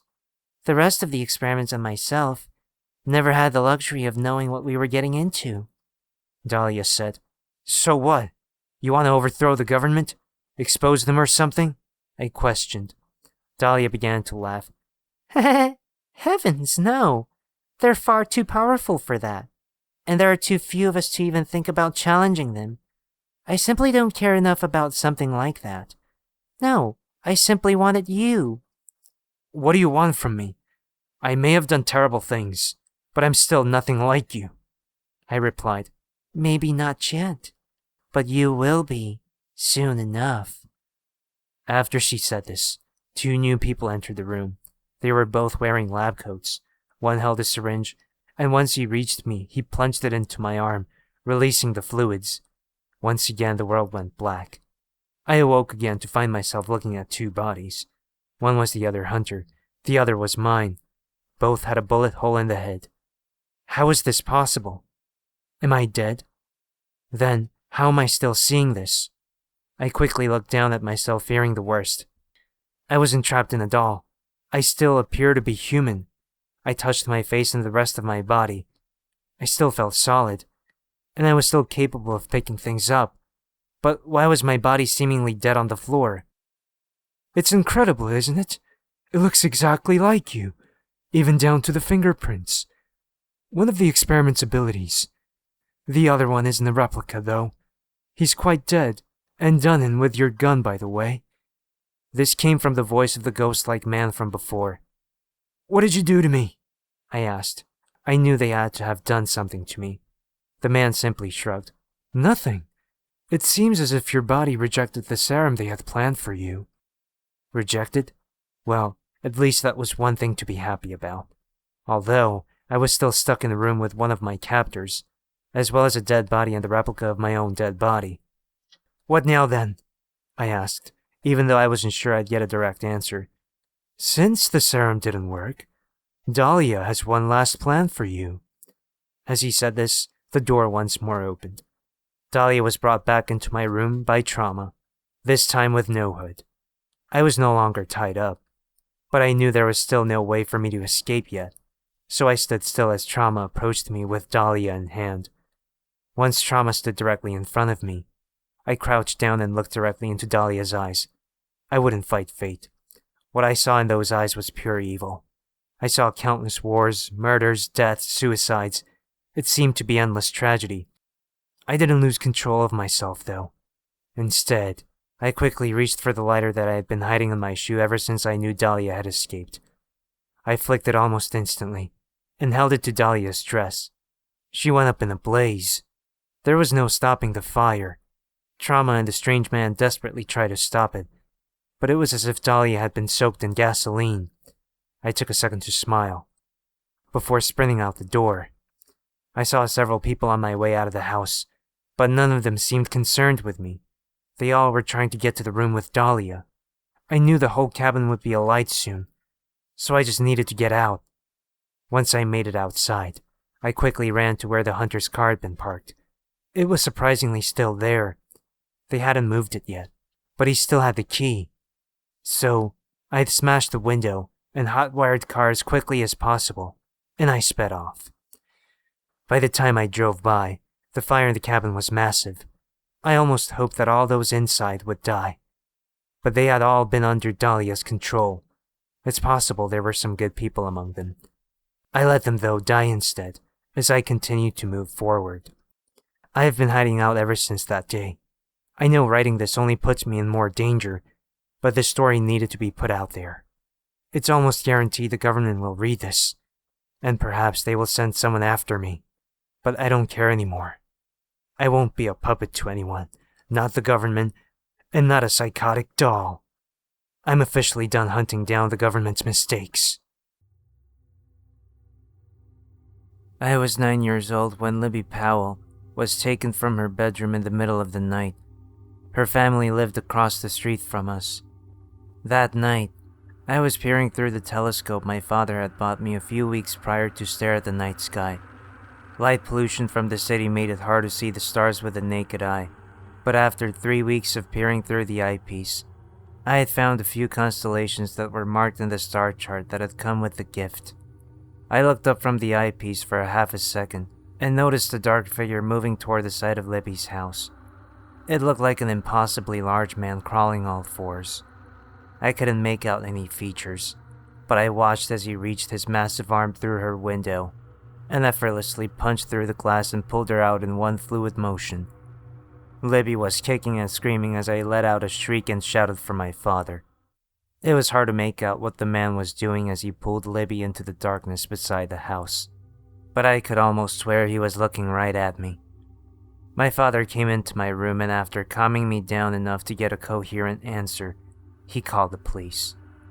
I told the police everything I just told you. My father and the local authorities treated my statement as being the wild imagination of a scared child, but I know what I saw. For the next week, Libby's parents were all over the news asking for the return of their daughter. The media uproar only intensified a week later when Alice Evans was abducted from her bedroom in a similar manner. In the winter of 1991, 7 young girls were abducted from their bedrooms in my neighborhood. I wasn't the only person that reported the impossibly large man, but if anyone had actually bothered to listen to these reports, they weren't being covered by the local news. By March of 1991, the police had announced they had found all 7 bodies in the nearby abandoned Head Start building on Ingram Street. No suspects had been identified. It wasn't long before the rumors started up on the playground at school. All 7 girls had been so mangled, the families were forced into closed casket funerals. My little brother Alan was especially scared. Alice Evans was his girlfriend. They had met in kindergarten and were one of the couples of young children that held hands everywhere they went. When it was confirmed that Alice was dead, he stopped talking. It was a tragedy that turned into a cold case, that turned into the trial of the decade when the police had come forward to announce they had arrested William Billy Stout for the murder of all 7 girls. All of the neighborhood kids knew Billy Stout. Billy was born with homocystinuria. Despite being more than 7 feet tall and nearly 20 years old, Billy had the mind of a child. It wasn't uncommon for his parents to bring him to the playground later in the day when most of the younger kids had run home for the day. It was revealed during the trial that one of Billy's shirts and a pair of his shoes had blood on them matching Libby's blood type. DNA testing wasn't really a thing back then. With his connection to Libby's death and the reports of an impossibly large suspect, it wasn't long before a guilty returned a guilty verdict and sentenced Billy to death. I knew Billy. I had even traded baseball cards with him on more than one occasion. I know what Billy looked like. When I started telling people that I had seen the guy who grabbed Libby and that he was much larger than Billy, I was either ignored or told that I was telling tall tales. In the spring of 1994, my dad moved us to a house about a mile away from our old neighborhood. Alan had to withdraw from school. Not only had he stopped talking, but he had also started lashing out at anyone who tried to talk to him. The head shrinkers up at the hospital had put him on a series of pills that left him staring out the windows most days. Dad had to hire a full-time caretaker for Alan. 3 years after Libby's abduction and Billy's trial, I was still convinced that there was some giant monster out there stealing kids. I had probably read every book in the local library on ghosts, monsters, and serial killers. I was in 7th grade and most of the kids had started calling me Spooky. Despite being the weird kid, everyone thought was a devil worshipper or some sort of freak. I had made a few friends. Stephanie Powell shared my opinion on Billy Stout. She had been in the room when her twin sister was snatched from the window. She had a sketchbook filled with drawings of the dark figure that had taken her other half. She and I started spending time with each other in 5th grade, and by junior high, we were pretty much best friends. She introduced me to Deont Jackson. Deont had lost his little sister as well. The 3 of us ate near the back of the cafeteria. We spent most of our time after school at the library. Deont and I lived a few blocks from each other. Stephanie still lived across the street from my old house. Each day, at around 6 or 7 in the evening, Deont and I would walk Stephanie home before walking the mile or so to my new neighborhood. It was somewhere around early May when he stopped in the middle of the sidewalk and said, "Hey, Spooky, look!" He was pointing at a small patch of trees and brush to the side of a house on the corner. At first, I couldn't make out what he was pointing at. The sun was already low in the sky, and behind us. Deont pointed at the patch of trees, and just as he darted past me, I caught sight of the shadowy figure standing just inside the small wooded area. It must have been 10 feet tall. As Deont ran past me, the dark figure dropped down onto all fours and ran across the street into an alley. I followed him as he chased the shadowy man through the dark alley. He must have walked down that street a few hundred times and never noticed that alley before. It was long and narrow. There were chain-link fences and garages on either side of us as we dodged trash cans and tried to catch up with something that had already disappeared into darkness. We were quickly approaching at the end of the narrow path. At the end of the alley was a near monolithic stone wall. It must have been 20 feet tall. On either side was a similar stone wall that stood nearly as tall, stretching nearly 40 feet back. As we stood in the alley, barely wide enough for a small car, we turned around to see an impossibly large man standing between us and the last bit of the sun dropping below the horizon. The contrast of the orange-red sun against his near pitch-black skin showed exactly how large he was. His eyes were a deep blue, and his mouth had opened to show near-perfect white teeth that looked as if they had been sharpened into tiny daggers. Deont and I realized very quickly that this thing wasn't running from us. It was baiting us into following it. Each step it took toward us was slow and deliberate. Our backs were against the wall. The dark man lowered his face to the point that he was staring directly into my eyes. His tongue extended, and I started crying as he licked my cheek. His expression turned to one of frustration before he turned toward Dion and sniffed his chest. The creature recoiled, seemingly in disgust, before planting one foot on the concrete wall to my left, and proceeded to climb over the concrete wall and into the darkness behind it. We didn't wait to see if it would return. The two of us ran out of the alley and back to my house without looking back once. My dad was working late, and Becky, Alan's caretaker, had been nice enough to hand us a couple of sodas from the fridge, as we spent the rest of the evening trying to make sense of what we had seen while taking turns talking to Stephanie on the phone. By the time my dad had come home, Deont and I had passed out on the floor of the living room. On Saturday morning, the three of us waited until the sun was high in the sky before making our way to that alley. Unbeknownst to the other two, I had taken a small pistol and an extra magazine from my father's gun cabinet. We turned into the alley, to the right of the patch of trees, and quickly came to realize that it led out into the street onto the other side of the block. We walked up and down the alley 3 or 4 times before scouring the rest of the neighborhood, looking to see if we could find anything like the stone hallway the dark man had cornered us in. Nothing. Unable to return to the end of the alley, we turned our attention to the small patch of trees where we had originally seen the creature. Just past the tree line, we found a raised mound of dirt that seemed to be hiding a 5.5-foot wide hole in the ground. I wasn't about to climb down into it, and I don't think either of the others were so inclined. Instead, I threw a rock into the hole. I heard it bounce off the sides a few times, before making a sound like it had plopped into a pool of water. Dion said, "Avert your eyes, Steph. This thing took Andrea, and I'm gonna piss on it." Stephanie turned away as he proceeded to take a leak directly into the mouth of the hole. Just like with the rock, heard the piss hitting what sounded like water at the bottom. However, no sooner than Dion had zipped his pants, we heard a bellowing roar come from somewhere deep in the chasm, followed by loud scraping sounds. We bolted, and just as we cleared the edge of the trees, I looked back to see a pitch-black arm with a massive black hand swipe in our general direction.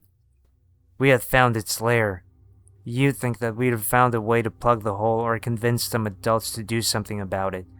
But 3 years of trying to convince people that the dark man existed in the first place had taught us that no one was going to believe us. Instead of trying our hardest, we went back to the library and spent the rest of the day looking for anything we could find that would tell us more about the dark man. I spent most of the afternoon in the paranormal section of the adult library. I sat at a table flipping through books on ghosts, cryptids, and various local legends. Deont and Stephanie had disappeared at some point and left me to my reading. I had become used to the idea that they had probably slipped into a reading room or something to make out. They had been dating for a few months at that point. The librarian walked up to my table and said, "Francis, we're going to be closing up in a few. You might want to head home." The library closed early on Saturday. I stepped outside to see Deont and Stephanie sitting snuggled up next to each other on the bench, listening to Stephanie's Walkman and sharing the headphones. It was 6 in the afternoon and the sun was still fairly high in the sky, but we were more than 2 miles from home and the bus had stopped running a few minutes prior. I had an uneasy feeling about walking home. I turned to Stephanie and said, "Do you think we could call your parents to come pick us up?" Stephanie shook her head before saying, "My dad hates Deont. I'd just as soon call the police and told him I stole something." Deont laughed and said, "Yeah, dude hates me, but we can call my cousin Q." We walked to a nearby payphone, and I dropped a quarter in the slot as Deont picked up the receiver and called Q. A few minutes later, a teenager in a station wagon pulled up and said, "Yo, Deont, who's the chick?" Deont punched me in the arm and said, "Oh, you mean Spooky here?" "Nah, he's a guy, I think." Q laughed and said, "Stop clowning, dude. Now, where am I taking y'all?"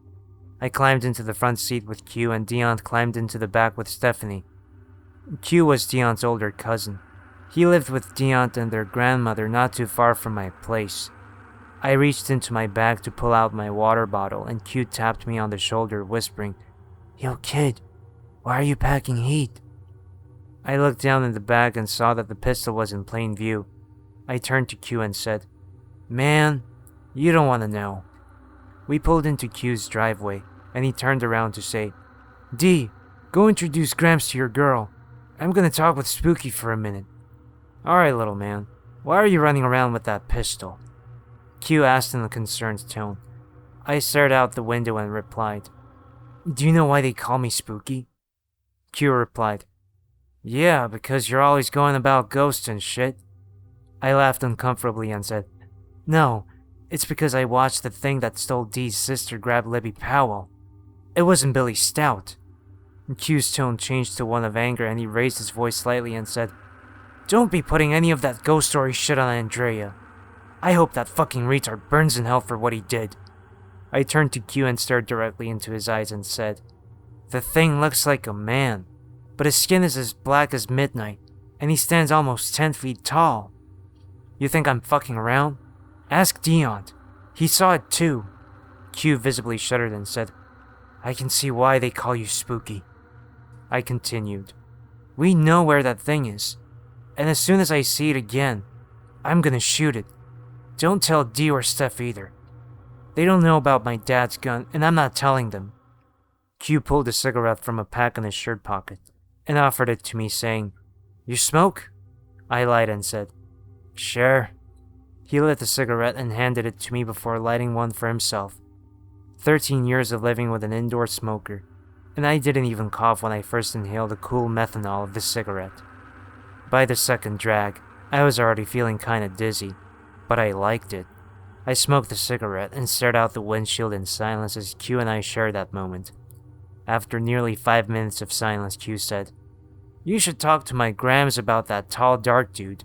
Sounds like a story she used to tell us." I got out of the car and went inside to see that Dion's grandmother had already set out a feast for us. Stephanie and Grams were chatting with each other about Dion as Q came in behind me. Grams said, "I can smell that smoke on you, Quentin Marcus Jackson.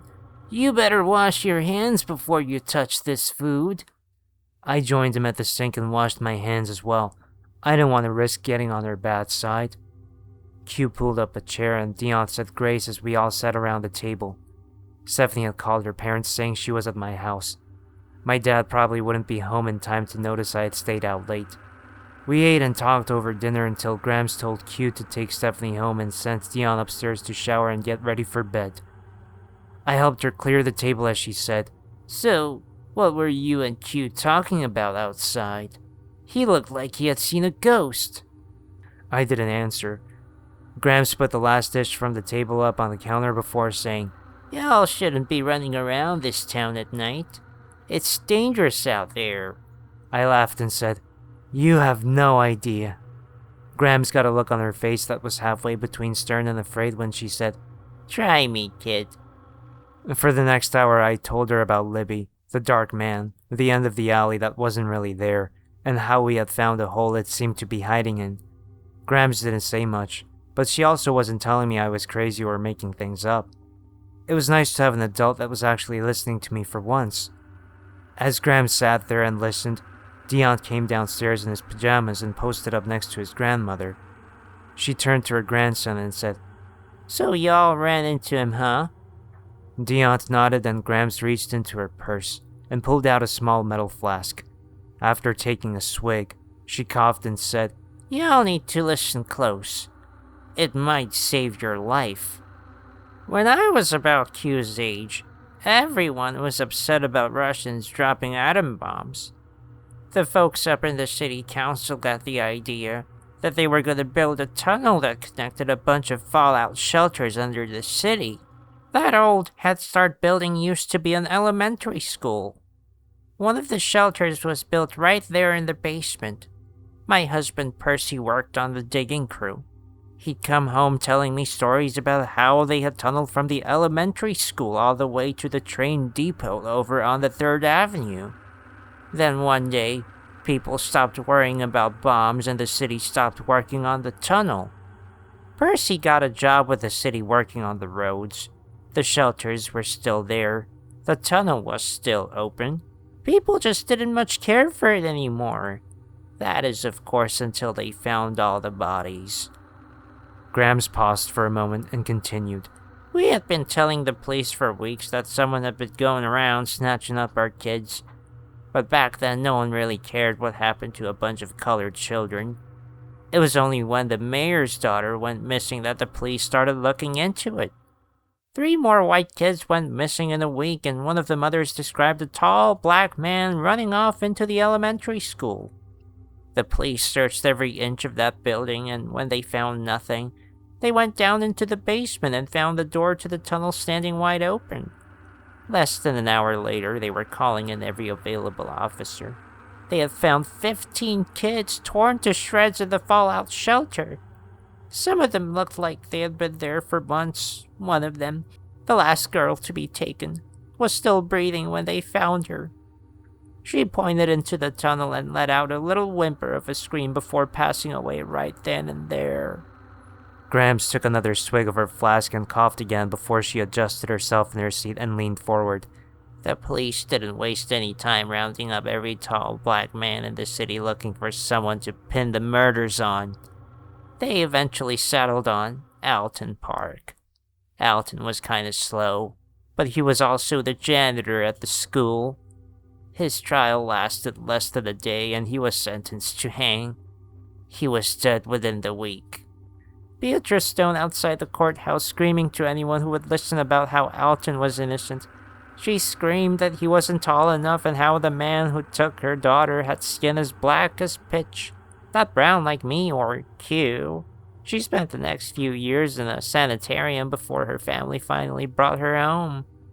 I think she's still up in Springhaven nursing home to this day.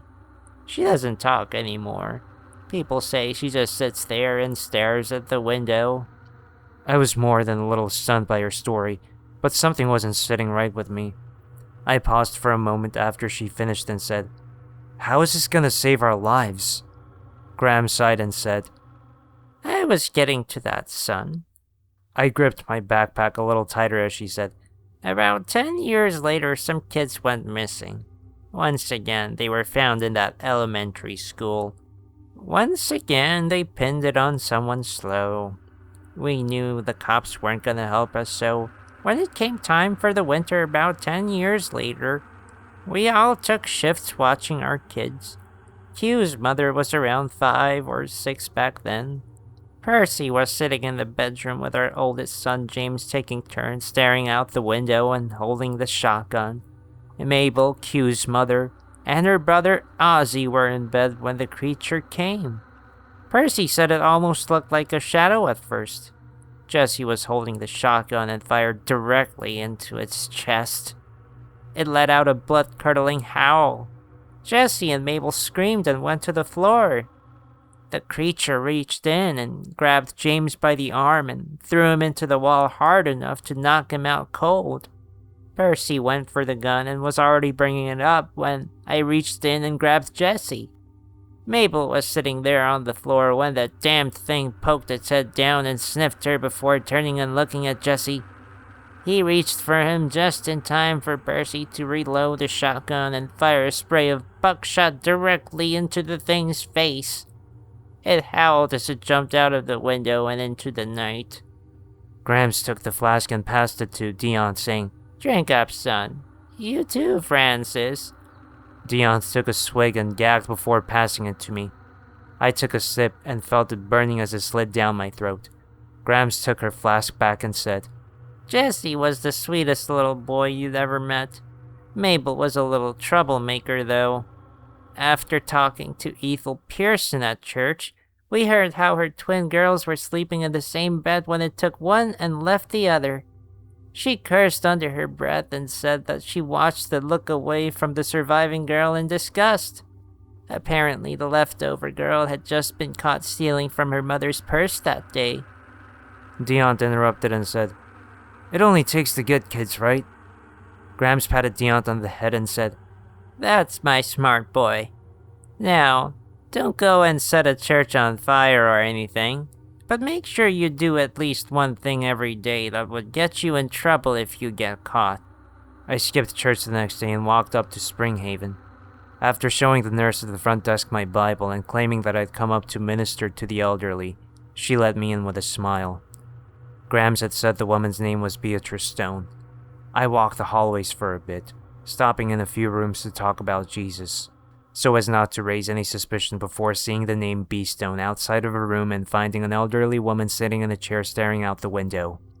I sat down next to her and opened my Bible and saying, "Mrs. Stone, my name is Francis Colley." She didn't so much as blink in response. I continued, "I know this is going to sound strange, but I have a question for you about the thing that took your daughter." Her face shifted to a stern expression and her eyes shot toward my direction while her face remained in the general direction of the window. "Did it have blue eyes?" I said as I realized I was being more than a little inconsiderate for perhaps the first time that morning. Beatrice coughed and said in a quiet voice, "His teeth were like knives." She turned to me and said, "How did you get close enough to see it, boy?" I told her about the alley and how it had licked me. She grabbed me by the wrist and said, "Why do you get to live when my baby died? What makes you so special?" I didn't have an answer for her beyond what Grams had said the night before. I stammered out the words, "It only takes the good kids." The elderly woman jumped from her chair and pummeled me with a quickness I had not expected from a woman pushing 80. I screamed in pain as she raked her nails across my face. As the orderlies were pulling me off her, she screamed, "If it won't kill you, I will."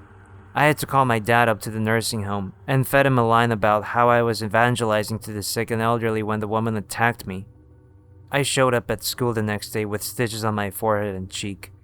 Deont asked what happened and I lied about saying I got into a fight with a high schooler. He laughed and said, "Yeah, and last night I plowed Cindy Crawford." We both laughed and went to class. Stephanie was waiting for us outside after the bell rang at 3. When the school bus pulled onto my street, there were police cars everywhere. We all stepped off a bit early, as the bus backed off my street and took an alternate route. The closer I got to my house, the more I started to feel the sickness in the pit of my stomach. My worst fears were realized when I saw that the window to Alan's room had been obliterated. Becky, the caretaker, sat on the back of an ambulance as paramedics bandaged her hands and face. My father was shouting at the police only to stop mid-sentence and run over to me. He picked me up into the kind of hug I hadn't experienced since kindergarten. He held me and cried as he said, "We're gonna find your brother, okay?" He put me down and I pushed past him into the house.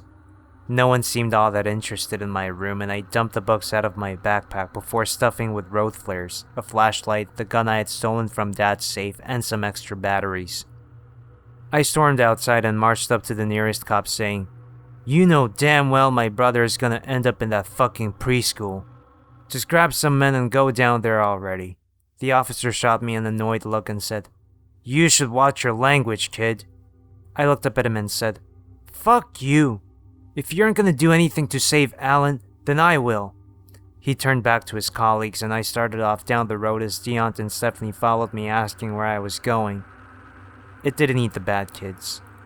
Alan was kicked out of school for beating up other students. It didn't grab him because it was hungry. I knew beyond knowing that it grabbed him to punish us for bothering it. As I approached the abandoned Head Start building, Deont stopped me in my tracks and said, "Damn it, Francis, stop." I stopped and he continued, "What do you think you're gonna do to that thing?" I pulled the gun from my bag and pulled back the slide before saying, "I'm gonna fucking kill it." Deont and Stephanie took a step back before Stephanie said, "Do you have another one of those?" I shook my head and she said, "Well, what do you have?" I passed out the flashlight and a few road flares and we made our way into the abandoned preschool. Most of the glass on the doors had been busted out years before I was born.